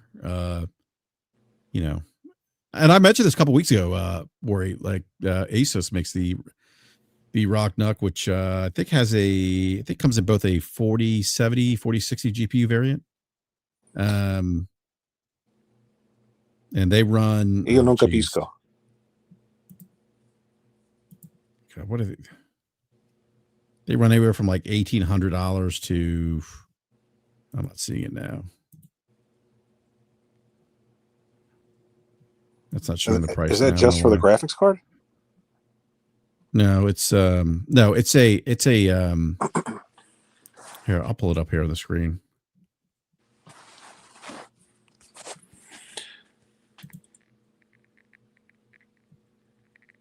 It's a gaming mini PC. It's like only console form factor. I'll pull it up right now.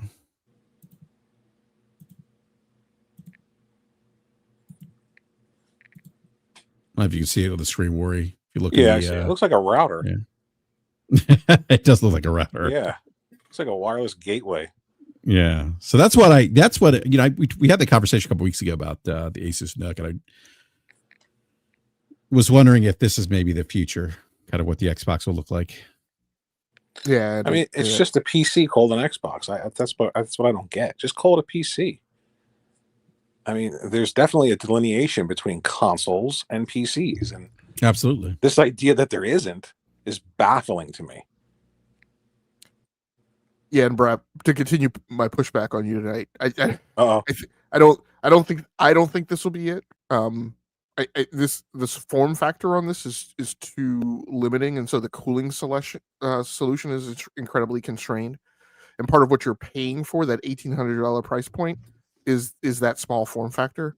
Yeah. So I think Magnus will be bigger, and I think it'll be less expensive, and I think it will also have more room for cooling in the case, and they'll probably follow the the same design form as the Series X.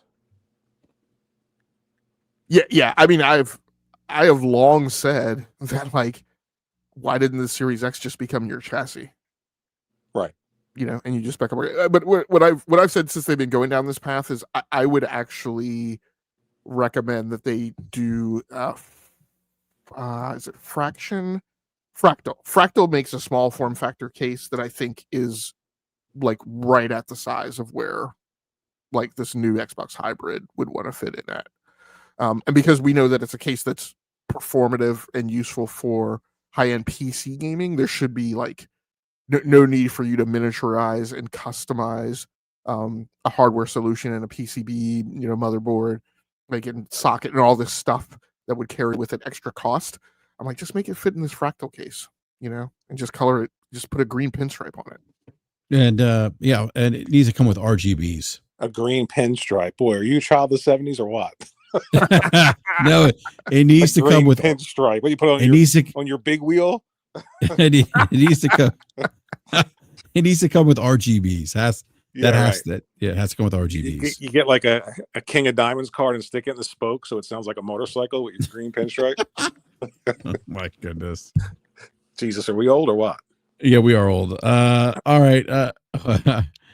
I do want to go wrap up the show here. I want to thank everyone in the live chat for hanging out with us this evening. Actually, the chat was pretty civil, pretty good. Good. As it usually is. We usually have a good chat here.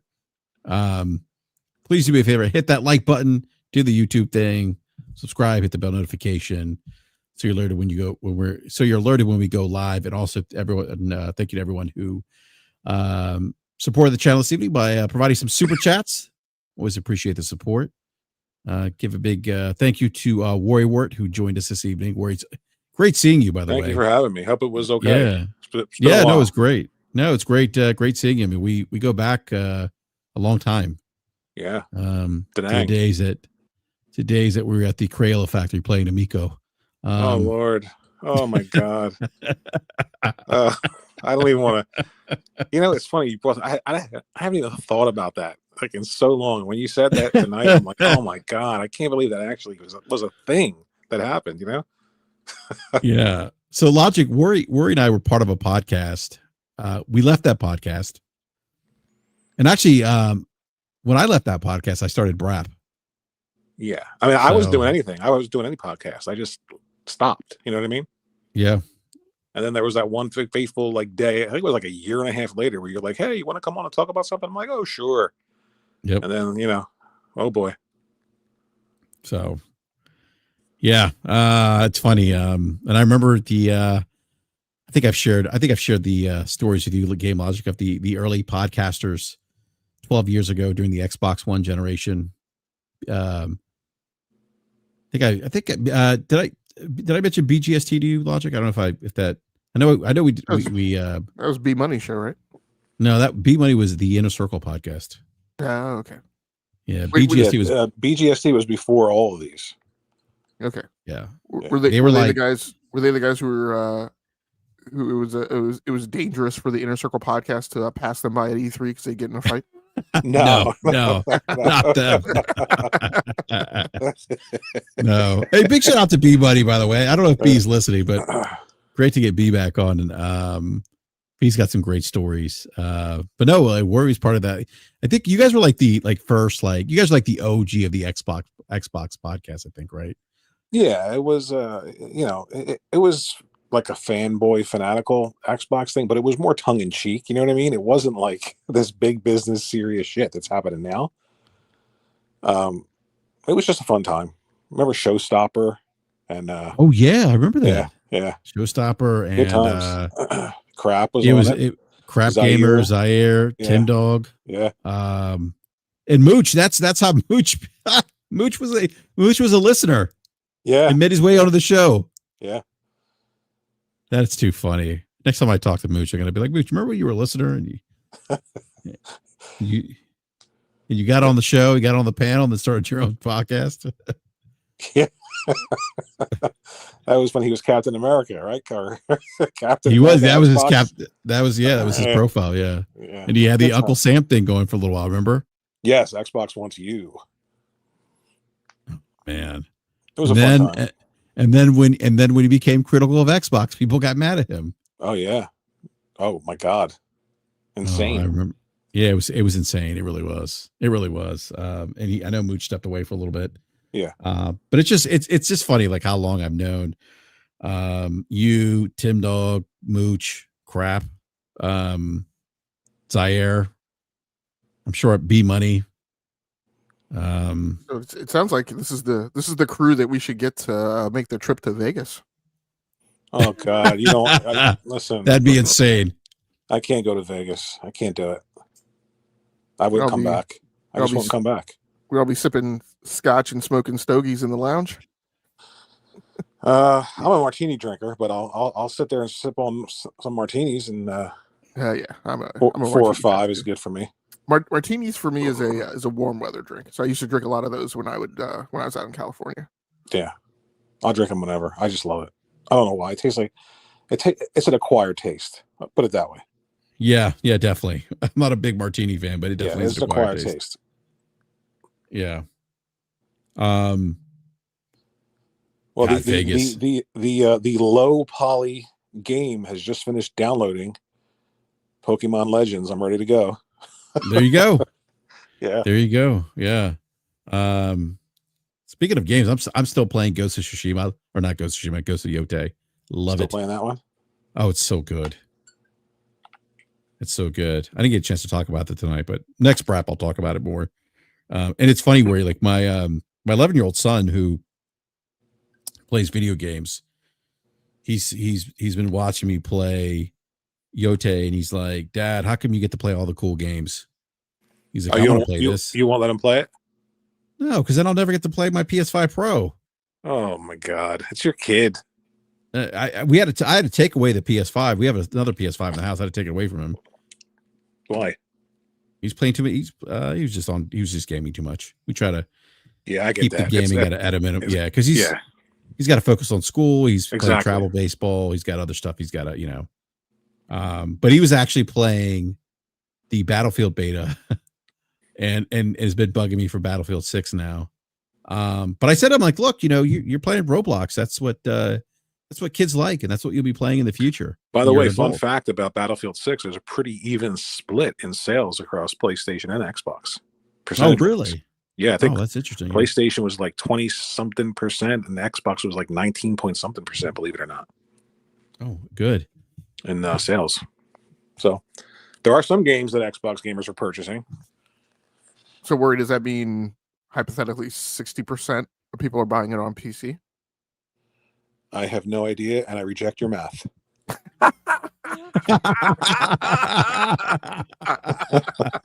That's funny.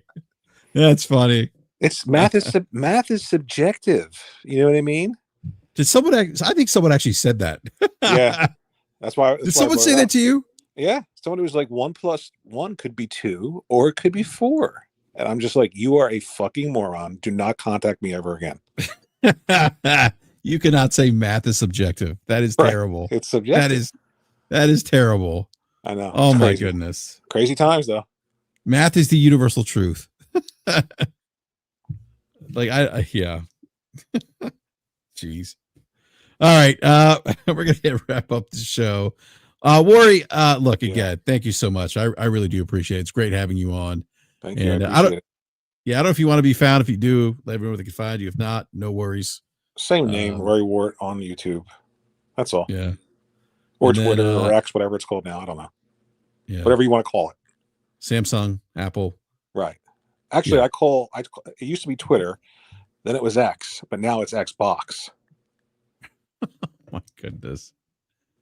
Well, if you're reading this, well, never mind. But right. All right. No, it's great having you on, Worry. Thanks. Pleasure as always, sir. Pleasure as always. And nice Logic, Logic, thank you again. Always a pleasure. I don't know if you want to be found. If you do, let everyone they can find you. You can catch me. Actually, you can catch me Friday nights on a new podcast series that I'm doing with Gamers Dojo at 9 p.m. Eastern on the Rounding Off Infinity gaming channel on YouTube, or on Sunday nights at 8 p.m. Eastern on the Enough to Keep Going weekly video games podcast on the E2KG Network podcasting channel on YouTube. Hey, Brad, real quick, have you guys ever appeared on camera during podcasts, or do you like the avatar thing? No, we've done camera before. Oh, okay. I'm just too lazy. Like for me, I'm just too lazy right now to set up the camera and everything. Yeah, your stylist didn't come to your house tonight. Yeah, put on my makeup. Right. Yeah, exactly. Put on my makeup. All that other stuff. I just don't. Yeah, I hear you. And sometimes like I'm like reading stuff while we're podcasting or jotting some notes down, and I don't know. I just don't want to do that while I'm on camera. So it's good to know you're reading while we're talking. Wonderful. Yeah, got to keep informed. Hey, where we have many guests who come on the show who are playing games. Sense, though. It's a game. Slow-mo and Nib would be the biggest offenders of that. Playing video games while you're podcasting. Yeah, I think we had Nib on. He's playing Ghost of Yotei. You could hear like the sounds coming through the DualSense controller. I love that controller. Oh, I think it's a great controller. Yeah, it's just the battery life is so bad. Yeah, the DualSense Edge battery life's not great. No.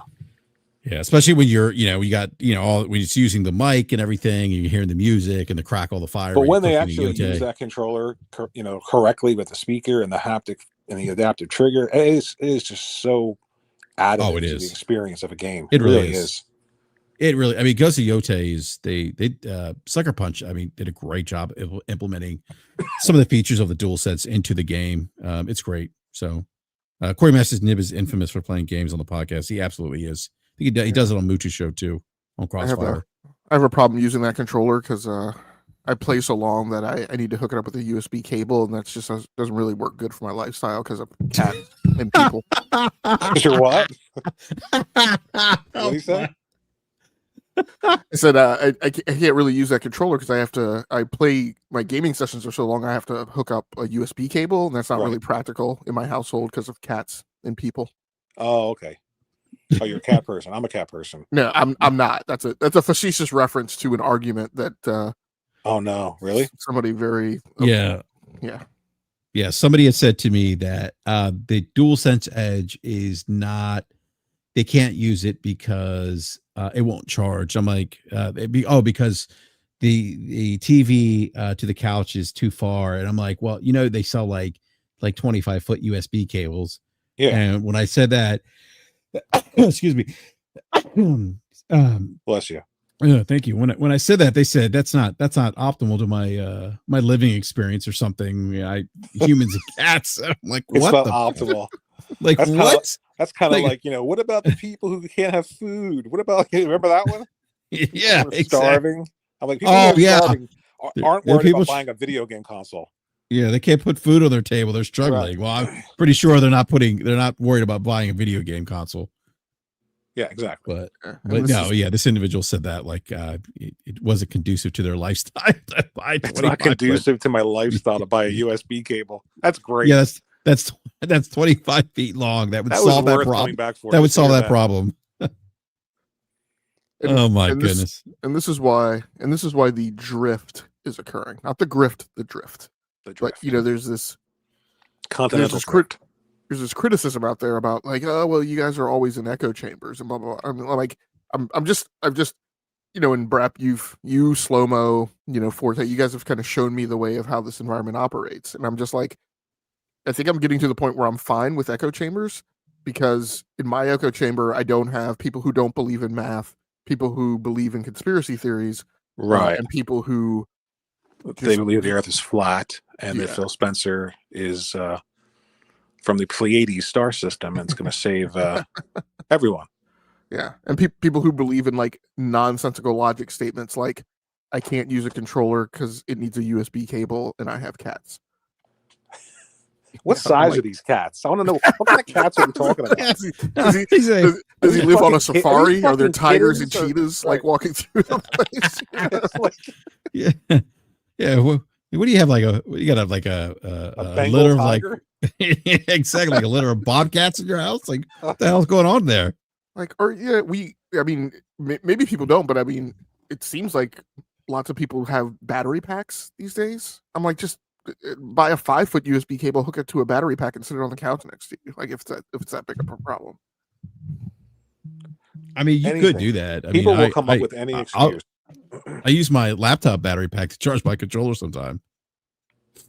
I mean, so yeah. I mean, there's you could do that. That plugs right next to the wall next to me. So yeah, and look, I don't want to make entirely light of it. Like, yes, the DualSense Edge has a constrained battery life. I don't think it's the problem that person made it out to be, as we see from the marketing information, right, that has come back from NPD that shows that it was like the highest selling game peripheral, several months over like a 2-year period. So that is the point. Like, I get it. Maybe it's a problem for you, but the person was trying to extrapolate it to, this is a problem for the entire market. And I'm like, no, I don't think everybody else has the same problems that you're citing, where they can't use a USB cable because of cats. Well, and that's the funny thing about Twitter or X, right? Like you get those wild, takes about, what's going to happen in the market, what's conducive to gaming, and people projecting their needs to the rest of the market. I mean, I had someone tell me today that if Magnus is a thing, then it would be stupid to buy a PlayStation 6. I'm like, why would it be stupid to buy a PlayStation 6? It might be stupid for you, but there's still going to be people that are going to want a PlayStation 6 regardless of Magnus. And then people, with the ROG Ally, oh, I can't call it that anymore, right, Worry? Drop the ROG. The Xbox Ally X, there you go. I saw some people say that, this is, it's going to be the top selling device. And I'm like, what? Like, okay, maybe, but why are we saying that? Why do we say stuff like this? That's what I don't understand. Like, why is it always top selling device in terms of what compared to what? I don't know. Someone said top selling device of, I don't know. Because the arguments that it's not an Xbox are disingenuous. Yes, they are disingenuous. Yeah. So I was told by an Xbox influencer. But that's the point. That's the funny thing. Like, people tend to on Twitter, it's funny. Like, we have this running joke that and I said this earlier, like, not to pick on the Xbox community, well, to kind of pick on them, and not everyone in the Xbox community, but some of them and some of the Xbox pundits and influencers, that they tend to all of the influencers, I'll say. Well, they for you, buddy. Well, they tend to make these predictions that just don't come true. Yeah. So it's going to outsell the look, Switch too. I think you said this earlier, where if you like it, just enjoy it. That's what I always say. I just don't like the hypocrisy, and I don't like the I'm I'm not finding the word, like a circus sideshow guy who sells like snake oil, a snake oil salesman. I don't like that. I don't like that stuff. Like if you can't tell the truth because you're afraid of losing like a subscriber, then I really don't have any use for you. You know what I mean? Yeah, I'm not here to like get subs and like become popular. And that's fine if you want to do that. Yeah, there's nothing wrong with it. Yeah, no, there's nothing wrong with that. Personally, I'm not here to grift or be here for popularity context or try to win favor of Xbox leadership. I don't care about any of that. Here to talk video games. That's not what you told me before the podcast started, though. Yes, I am playing with Phil Spencer later tonight. Worry. You, him, and a cat. And a couple Cheetos. Right. Well, those are cats too. Yeah, those are cats. Well, no, that's subjective. Cats. That's subjective. Big pussy. Worry. Hey, worry. That's subjective, by the way. That they're cats. I mean, it could be, right? There are people who think they're cats, so why not? Let's put a litter box in the house.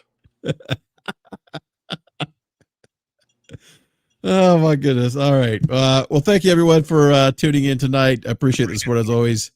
Do the YouTube thing, hit the like button, and if you're new, subscribe, hit the bell. Smash that like button. Go live. Yeah, smash the like button. Smash the like button. And we're out. We'll be back next week at the same time, Wednesday night at 9 p.m. Eastern time. And everyone, enjoy the rest of the week. Have fun playing video games, because ultimately that's what it's about, having fun. And we'll catch you next time. Thank you for watching.